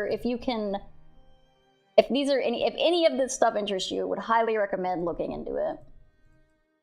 Yeah, that actually sounds really interesting to me. I'm definitely going to check that out. Yeah, if you do, like, please tell me how you think of it. I would definitely be interested because it's I have a lot of respect for the project. Very cool. Yeah. Epic the Musical, full movie, 1080p version, 2 hours and 22 minutes long. Told you it was like 2 hours. And I think that the one that you're looking at is has a lot of the animatics. Some of them are fan animatics, some of them are like the ones that he commissioned together. Yeah, I see a lot of the animatics in here. Yeah. Still very good. I don't know. I need to take an edible and I'll sit down and watch the whole thing. Bro, please do. That's probably such a good time, especially if you're like a fan of just the Odyssey. Because I've never actually read the Odyssey. I read it in high school for a class. I would have loved to have read it in high school for a class. We read Beowulf, which was still really good, don't get me wrong. But I feel like Beowulf is like, there's not as many like adaptations of Beowulf. Like I feel like it's not currently like as culturally like pervasive. Agreed. As like the wasn't Odyssey. There a movie a few years ago? Wasn't there like a Beowulf movie a few years ago? There was a Beowulf movie. It was like CG. I don't recall it looking very good. Yeah, it had a it looks fine. It looks kind of like a really good like video game cutscene.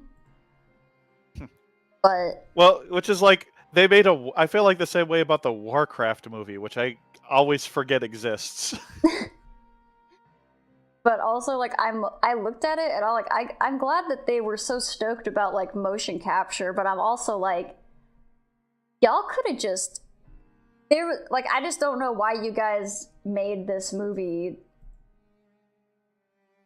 completely CG when you didn't really need to. You know what I mean? Yeah. And I'm all for animation, right? Like I'm totally for animation, but like they didn't even really do anything super impressive with it aside from like make the people somewhat realistic. Like I don't know. I was just like I don't. And now we found that hey, you know, it was kind of funny with like Toy Story how it's like they kept trying to get more and more realistic with animations and that, but then they've also kind of realized, oh, especially with the human characters, we need to make them full-on cartoons because realistic CGI characters still don't feel quite right.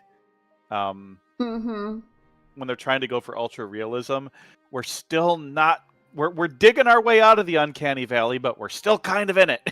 I just think it's not necessary. Like human beings exist. Just use human beings. Yeah. The reason that you would want like the reason you would make Toy Story is just like you can't really. I mean, you could potentially like stop motion a toy and do that, but I mean, look at Andy and Sid in the original Toy Story. They're so kind of scary. Horrifying. Like, there's a reason they're not in very many scenes. Yeah, well, that's the main reason why Toy Story was about toys, is because it was easier to animate a toy and have it look appealing to people than to try and do a human. Yeah. And hence why the second movie was Bug's Life. You can have ants be fine like that. And then the third movie was Monsters, Inc. Whereas like but even then, you watch the original Monsters, Inc., Boo looks a little kind of weird and creepy in some scenes. Like, yeah. She's a little. Whereas They if you, still you used know, her sparingly, I will say. yeah, yeah. So something to be said. Yeah, I'm just trying to think. It's like, what was the first? What's the first Pixar movie that primarily starred humans? Probably The Incredibles, if I had to guess. Yeah, that's probably it. Because I think Incredibles did come out before Ratatouille. Oh, The But both Incredibles definitely Incredibles, came out before Ratatouille, yeah, but both Incredibles and Ratatouille, though, the human characters are stylized. cartoony in their Yeah, appearance. Yeah, they're stylized, and God, I love the Incredibles. Like Incredibles is very I think good. what I think the reason I love Incredibles so much is that like Jason Lee as Syndrome is such a perfect villain. I do Like he love is one of him. the greatest. He is one of the greatest villains in like Disney Pixar history. Like I put Syndrome up there with like Jafar and Ursula. Oh, for sure. I wholly agree with that. Like Syndrome is a great villain. He's it's got like the hubris, it's got like the self-centered, it's got like the complete disregard of like humanity and just like the blindness toward just outside of yourself in any capacity. Which is one of the reasons going back to Puss in Boots 2, one of the reasons why it was so great is that like so much, especially in the last like 15 years, you've had so much of the twist villain, the sympathetic villain, all that kind of stuff. To have a character like Jack Horner who Who's was just so dickhead. unapologetically evil and terrible was so refreshing. Yeah, I don't think there's anything wrong with like having a twist villain or having like a sympathetic villain. I think that's totally fine. I just think it's weird whenever like it becomes like trends. I always think it's very funny when like one success happens and then they're like, well, I guess we gotta keep doing that. It's like, I think you're misunderstanding like why people liked that. It's because previous to this, no one was really doing that. So it come across as like avant-garde. But then when you keep doing it, it kind of loses its spark. Yeah, because I mean, thinking of like the Disney movies of like the last 15 years, it's like Frozen had a twist villain, Wreck-It Ralph had a twist villain, Zootopia had a twist villain, Big Hero 6 had a twist villain. It's like, yeah. I mean, Tangled movies, didn't, but Tangled didn't. I mean, yeah, you knew Gothel was bad from the beginning, and like some of those worked. Like I think Wreck-It Ralph's twist villain was like good and done well. Zootopia was a good movie. The twist villain was not very well executed. And then I loved Zootopia when it first came out, and I like it less and less over the years. Really? I think that it's still like pretty decent. These after 2020, it just starts to feel like propaganda. When you put it like that, I'd have to rewatch it, but I don't necessarily feel like in that situation. I think she was just one of the good ones. I don't think that anyone really like felt like cops in general were very cool. I know. It's hard for me to enjoy any media these days where the lead protagonists are police officers. That's valid and fair. Like I'm watching through the Fargo TV series through season, and like all the Fargo series, they have cops as like some of the main characters and main good guys. And it's like they're really good stories, but at the same time, it's just like, this is not what real cops are like. Yeah. The propaganda. I love that word. I knew it existed, but I still think it's very funny. My favorite I made it up just now. That's my word. No, you're right. Copyrighted by Twig. Yeah, I also invented the terms, I'm just... What are let's see here, finna, using the word finna, I invented that. Yeah. It's giving, I made that up. Mother, you made that up too. Yeah. I know that you're like the copyright holder of saying it's mother, she's mother. Giving mother. Yeah. But oh gosh, I was gonna say my favorite form of propaganda is the Cop Cutie song. Are you familiar? I am not. It's from a show. I don't know what show it's from. I only know the song, but it's one of those like propaganda shows where it's like the main characters are cops and they go up to like this like garage band of kids. Like I guess I don't know if they're kids, but they show up and they just start playing like a serenade of like the two cops. There's like a guy and a chick who's like coming up to them. And they're like, is that a baton in your pocket, or you just happy to see me? She puts the short in shorty, and he looks like he's gonna chase me. Top cutie, cutin' on duty. Navy blue booty, go ahead and lock me up. Arrest me, but make it sexy. And then it goes on for a little bit after that, but that's the main gist of it. That's my favorite form of propaganda, is just like this guy hitting on random cops that are just showing up to his fucking abode. I don't remember how they respond to it afterwards, because I just was so enticed by the song itself. Well, don't you feel blessed? I am gonna send you that full song. Okay. Don't be mad if I don't like it. That's okay. I like it more. The Titanic movie had the greatest villain twist. I wasn't expecting it, I admit. There's a children's Titanic movie where a giant octopus saves the ship and it doesn't sink. That's pretty awesome. And it's mostly following, like, the rats who are the rats on board, in the lower areas. Oh, yeah. I think I know of this. Sorry, don't mind me. I'm definitely not getting Cop Cutie. It would be fun to, like, do a series. Dog?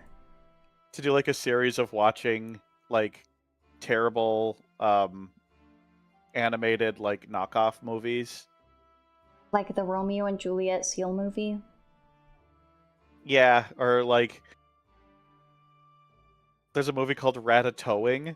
Oh, I know of that one.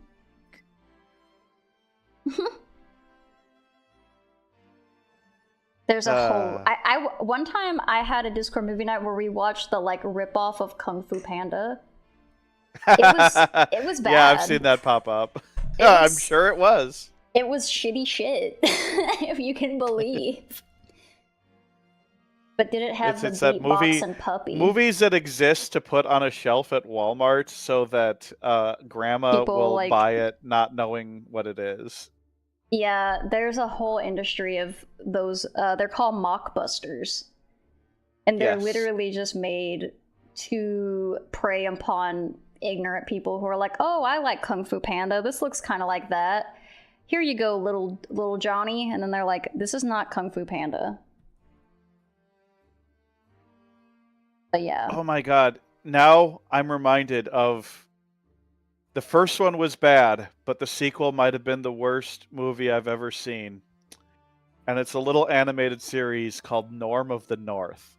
Oh, I've heard of that. You are not prepared for how bad these movies are. I've never watched it. I've only been regaled tales of it. Of its... It would prowess be the word. Infamy would be a better one. Yes, the ice bear one. Polar bear would be, our term for it. It was our. Our being people who are not from Germany. Like I didn't realize the ice bear was from... Yeah, I was like, Audience reviews of Norm of the North, like 60% of them are 1 star, but then like 30% of them are 5-star with a smattering of 2, 3, and 4. Damn, those people who gave it 6% 5-star... on Rotten. 6% on Rotten Tomatoes. I'm not convinced that the people who gave it the 5-star were sober. That's my take. I know that in We Bear Bears, the polar bear calls himself Ice Bear. Ice Bear. I thought it was just a reference, but I didn't know. Vanilla Ice Bear. Little Ice Bear. What was I going to say? They were ironic? Oh, the 5-star reviews? I don't know. Probably. I don't know. Could be. I'm a simple guy. Well, I can believe. One of my favorite podcasts is the podcast How Did This Get Made?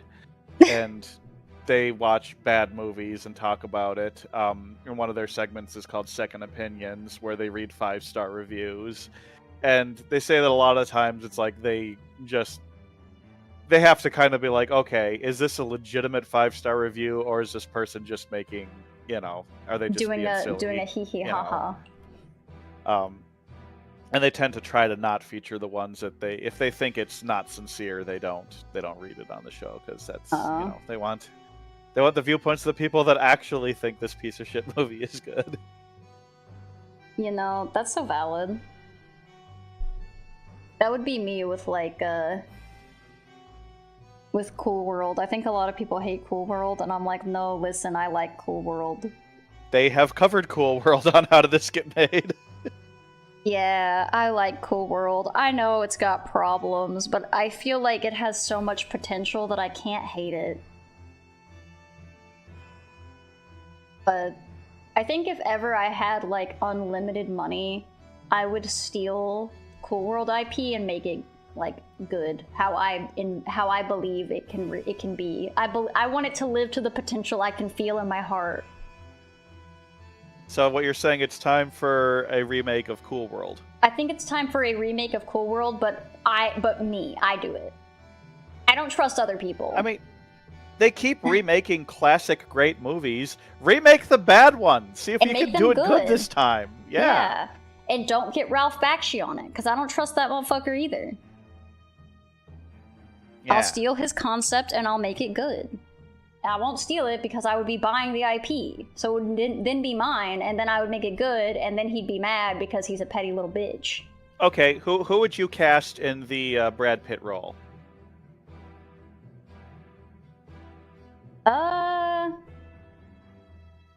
Who would I cast in the Brad Pitt role?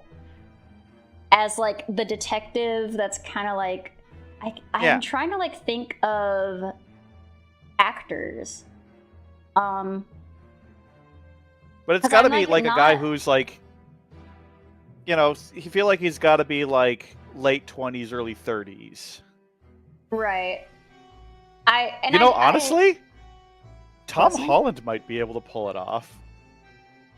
Let's recast Brad Pitt again. I mean, shit, dude, why not? Brad Pitt's 70. Yeah, but I know he's not that old, but he's... No, he's definitely not a young buck anymore. Tom Holland, I think if you think about the character, I think Tom Holland I don't think he has the cynicism. True. He's got too much wide-eyed wonderment. There's too much whimsy. Too much joy and whimsy in that boy. Yeah. We need someone jaded. I'm just thinking, all my favorite actors right now are, older guys, or, in their 40s or something, Yeah. You can't cast, you can't cast, Walton Goggins or, Pedro Pascal. I was, how old is this? You know what? Fuck it. Cast Michael B. Jordan. Character can be black. There's no reason not. I'm not opposed to Michael B. Jordan. Michael B. Jordan might actually be able to pull that off pretty good. I think so. Michael B. Jordan would be a good cast for a jaded, kind of guy who's like been put in a situation that they're like not super like a fish out of water, but then made like expert type character. Yeah, he'd be a good one. Yeah, I like that. He'd be a good one. I mean, speaking of Michael B. Jordan, a week ago I saw Sinners, and holy crap, Sinners that is movie so is good. so good. I'm trying to think of like, yeah, Michael B. Jordan would be a good cast. I'm like genuinely just trying. Like, I'm like, do I know any actors? Like, I don't know that many young, new, upcoming actors. I just don't. He's not dead inside. Who? Michael B. I don't think Michael B. Jordan is dead inside, but I don't think that the character is necessarily dead inside. I think he's jaded, right? Like, he hasn't like lost his spark for life, but he has become like, you know, a little Tom Holland. Oh yeah. No, he's too much joy, too much whimsy. He can't play the detective guy. I mean, how can you be jaded when you get to date Zendaya? I mean, I was thinking. And as we all know, Zendaya is Michi. Zendaya is Michi. Zendaya is Michi. Zendaya is Michi. I've heard that. You've seen that video, right? No. I just know that she does play Michi. I've seen the preview for the it's the the Yeti movie, yeah. I'm linking you a video you have to watch. I will watch it. I'm literally watching it right now. Oh, I'm gonna cry, dude. Shut up. Not the fucking President Trump ad. I'm gonna scream. Why are you seeing ads? Because I was just playing it on Discord like an idiot. I need to see if there's like a plugin for Discord that disables YouTube ads. I'll have to watch it later. I know it's only like 51 seconds, but you know what? You could probably get away with playing it on stream. Zendaya is Michi. And LeBron James is Guangi. Danny DeVito is Dory. Communist Stonekeeper. Why does this movie? And Zendaya is Michi. Why is this so stacked? Gina Rodriguez is Coca. And Zendaya is Michi. And everybody watching the stream has no idea what the fuck we're talking about. They can hear it. They just can't see this guy like go around to these like promotional images. Oh, you're playing the audio on stream? Yeah, if it gets I have the stream muted because I don't want to be muted. Oh, no, that's totally fair. I don't think that would get flagged. And if it does, I'll just have to cut it out and everyone can just go listen to Zendaya's Michi on their own. I know how to open it in the browser, but I was being lazy. I know, I'm lazy. I'm too lazy for 2 clicks. Just wanted to play it, and then I was like, oh, fucking ads. I'm gonna throw up. But anyway, yeah, that's I would have to think about it because in remaking Cool World, I would have to rewrite a lot of shit to make the shit make sense. Because I think Cool World's biggest issue is that sucks. Shit is, yeah. The biggest issue with Cool World is that things just fucking happen and there's no explanation as to why. Like, they're like, oh, if you do the sex with the doodle, they become real. But then if they're real, their doodle DNA won't. Who'd be Holly's VA? Well, obviously Zendaya. Yeah. No, but really, honestly, like, maybe Margot Robbie. I think that might be a good one. I think she's she's pretty Hollywood coded. I would be open Or to. I don't know, for voice act, who should be the VA? A professional voice actor. Well, she becomes live action at some point too. Well, that's true. I would definitely be. Here's the thing: is like if I made a new Cool World, what I would much rather just not like these are just like random ass Hollywood people. I would almost rather just like blind cast it and see who actually like fits the character, Yeah. Because I'm assuming that I'm not gonna have like the big Hollywood bugs. Like I can't imagine that I'm gonna have like a giant studio money of like I guess I'm being a little too realistic in my obtaining of Cool World, but I think it would be more of like a passion project situation than anything that Hollywood or, big entertainment would give a single shit about. Doodle nucleoid acid. And then like, cause I like the idea of like the Vegas Vinny thing. I think it would be cool to leave that as kind of like a surprise later. Like I would almost like the movie to start without you really knowing who the characters are. Because like the Cool World starts with like how the human got into the Doodle world, right? I haven't seen this movie and like I saw it in high school. I mean, we're talking over 20 years ago. Yeah. I don't remember much about it, to be honest. Well, that's neither. It started with a car accident, and he accidentally gets zooped into the world after he's like... It's an isekai! It is. It's literally an isekai. But he doesn't die in the car accident. His mom dies, and it's a motorcycle accident. And then at the same time, coincidentally, this like cartoon is like fucking with space-time portals.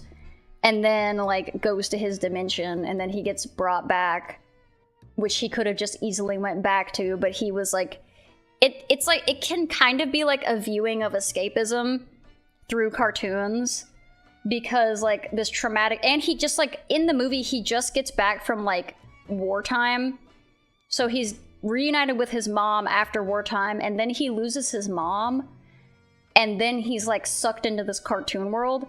And I think that if they kind of like worked with that a little more, it would be like a cool little like segue to how he was like chosen in that moment to be sucked. Like maybe he was like so disillusioned in that moment that his mom died that he was like no longer fully connected with the real world, which made it easier for him to get transferred through the little portal. Like that's how I would explain that moment.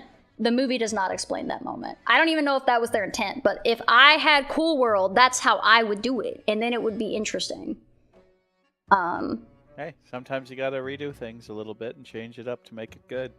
Yeah, I mean, I couldn't also just be honking my own horn, but in my imagination, that seems... Oh, thank you for following, Bentar. I'm sorry my freaking emotes don't make the noises right now.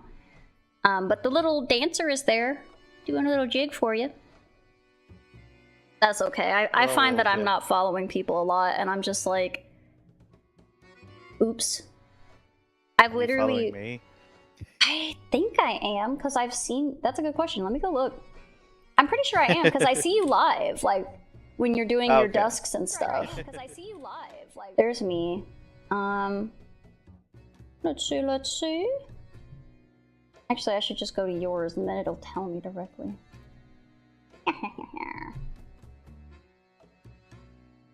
Yep, it says I'm following. All y'all should be following me. You should be. You should be following Corvus Twig. Floss. Yeah, it's just a little dancer. In case you don't know who I am, and what I do is I don't do traditional streams. I don't really stream games anymore. I do shows. I Yeah. stream shows as a VTuber. I used to have a talk show called Sunday Dusk, which is kind of like an interview show, but that got real hard trying to find a whole ton of new guests, and it's on hiatus. It might come back someday. I don't know. Right now, the two shows that I mostly got going are Twig's Missing Movies, in which my co-host Drayfrig and I bring on a guest, one of whom upcoming soon might be in this thing right now. Maybe. But anyway, I got a big master list of all the movies I've never seen before. The guest picks a movie off that list, and then we do like a little pre-recorded segment where we like give like the basic details of the movie, and then I make predictions of what I think is going to happen. Then we watch the movie, usually on a Discord watch along, and then we bring the guest on, and then when we actually go live, we play the pre-recorded thing from before we watch the movie, and then after that, then we cut to it with our guest, and then we actually talk about the movie, see if my predictions were right, put it on a tier list. It's really fun. My other show is called Corvid's Creepers and Conspiracies, where we go to like those terrible like scary video compilation things like Nuke's Top 5 or Depths of Despair. You know, those ones where it's like or the Ronald McDonald. five terrifying five terrifying ghost videos to make you stay up all night. You know, those kind of videos, and we watch those and see if how convinced we are, and we haven't been too convinced yet. I was like, I'd imagine not too convinced. But yeah, that's our friend Corvus Twig, and I think we are a little overtime, which is like, oh god, it's already 6:15. These 2 hours flew by. They always do. I try to keep track because number one, I have to make sure that I'm getting ready for bed at a good time, and then I also try not to keep my guests for too much longer. I know that a couple people have just like not cared, and we just kind of yapped. But usually when they're later, I gotta go make my din-dins. Exactly, like people need to eat. People like this is prime eating time. So I appreciate you coming on, and it was a great little yap session, and I'm glad we could talk about, you know, it's so close to June, all the gay rights and stuff, as well as our takes on movies has been. Wait, did you pick a movie yet? What do you mean? Oh, no, I haven't. I was thinking of, I was looking pick something at your... gay. I was going to pick something gay, so I was going to pick something that wasn't on your list. I don't know if you're like okay with like things that aren't on the list. If you're... Oh, yeah, as long as... I don't care if it's on the list or not, the only criteria is that I have to have not seen it. Okay, I have... We've done several movies that were not on the list. If you want to do one on the list, I'm totally chill with doing Tu Wong Fu because I think that movie is like really fun. However, there's another one that I like called Albert Nobbs, and it is about basically a woman. Oh wow, that looks really British. It is so it stars Glenn Close. And it is I love Glenn Close. It's a period piece, and it's about a woman who.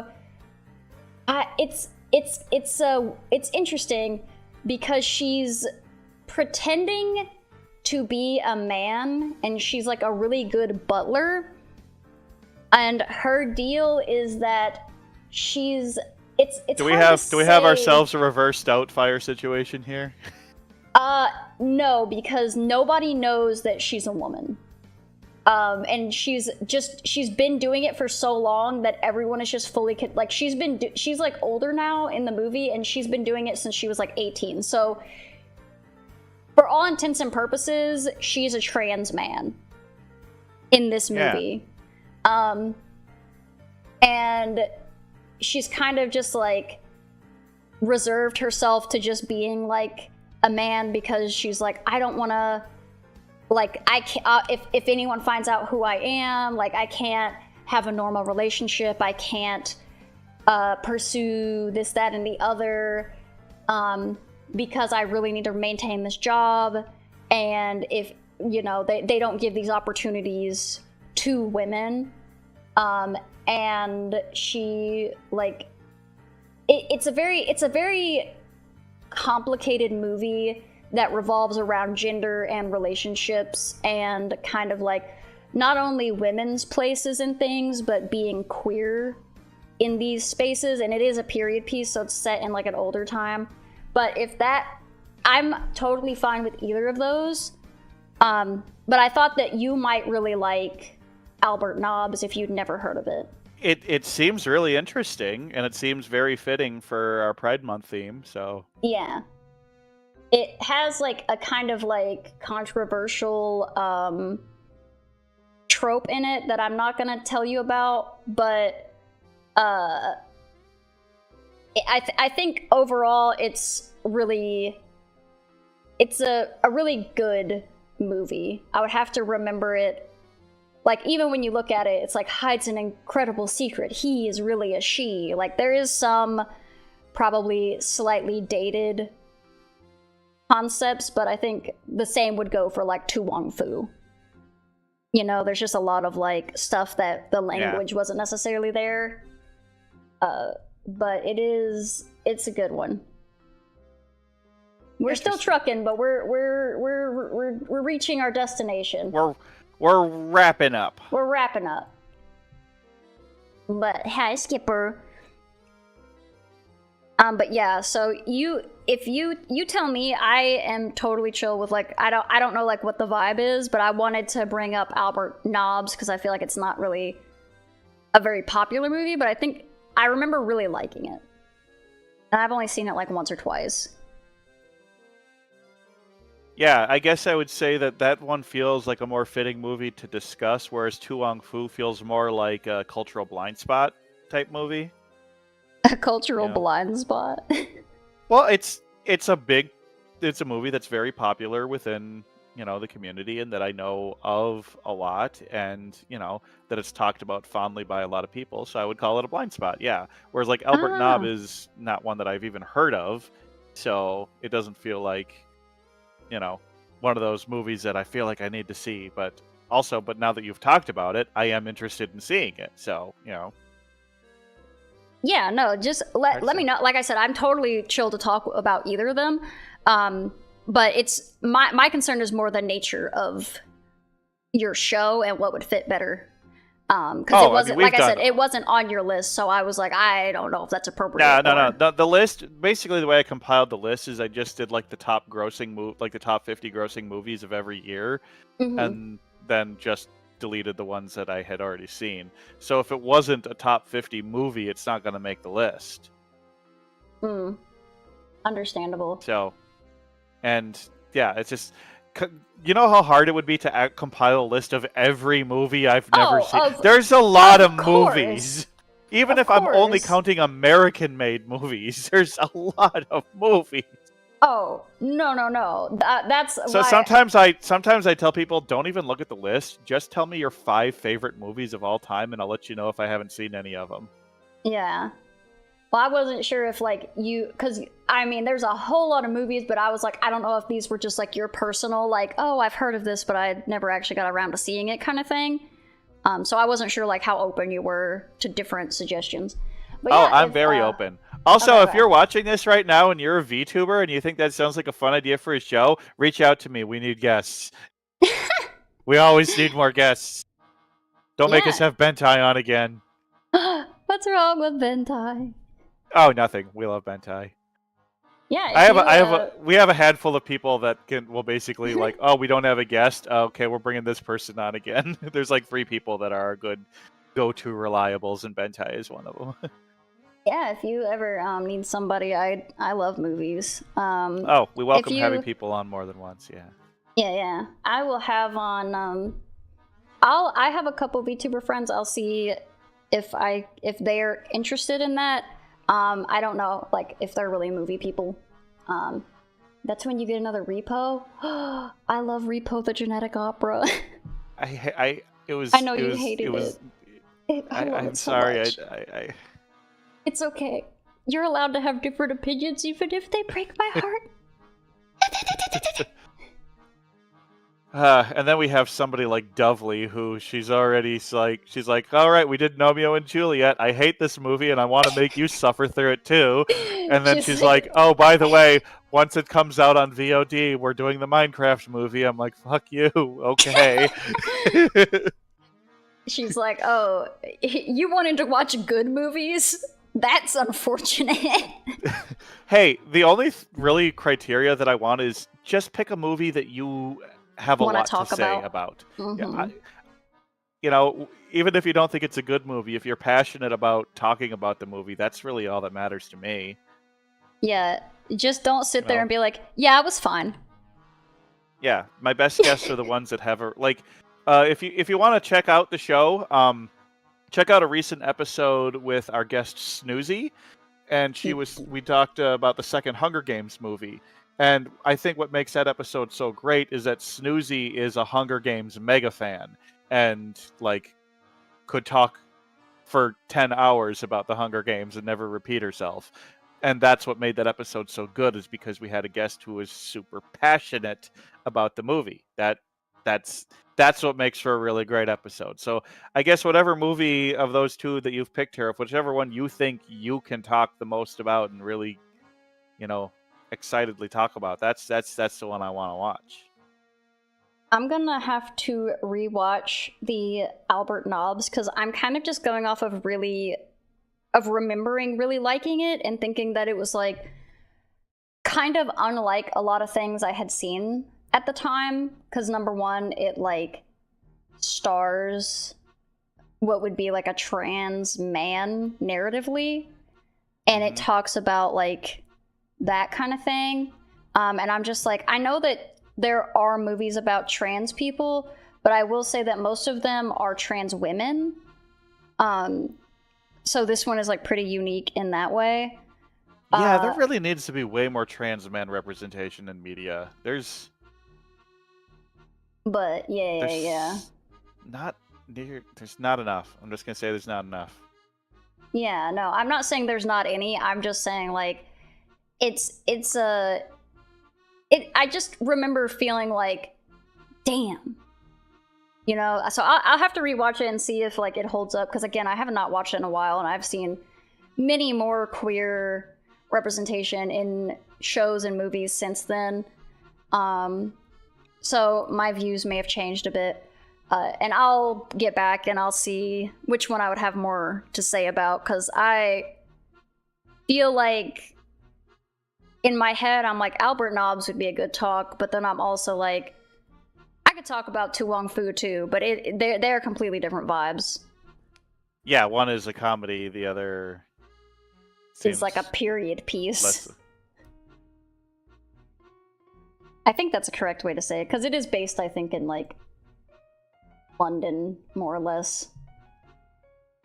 Oh no, it's in Ireland. 19th century Ireland. Oh, the Ireland. But yeah, I'll have to look into it. I'll rewatch it and see, and I'll get back to you, because you'll also have to remind me of the date.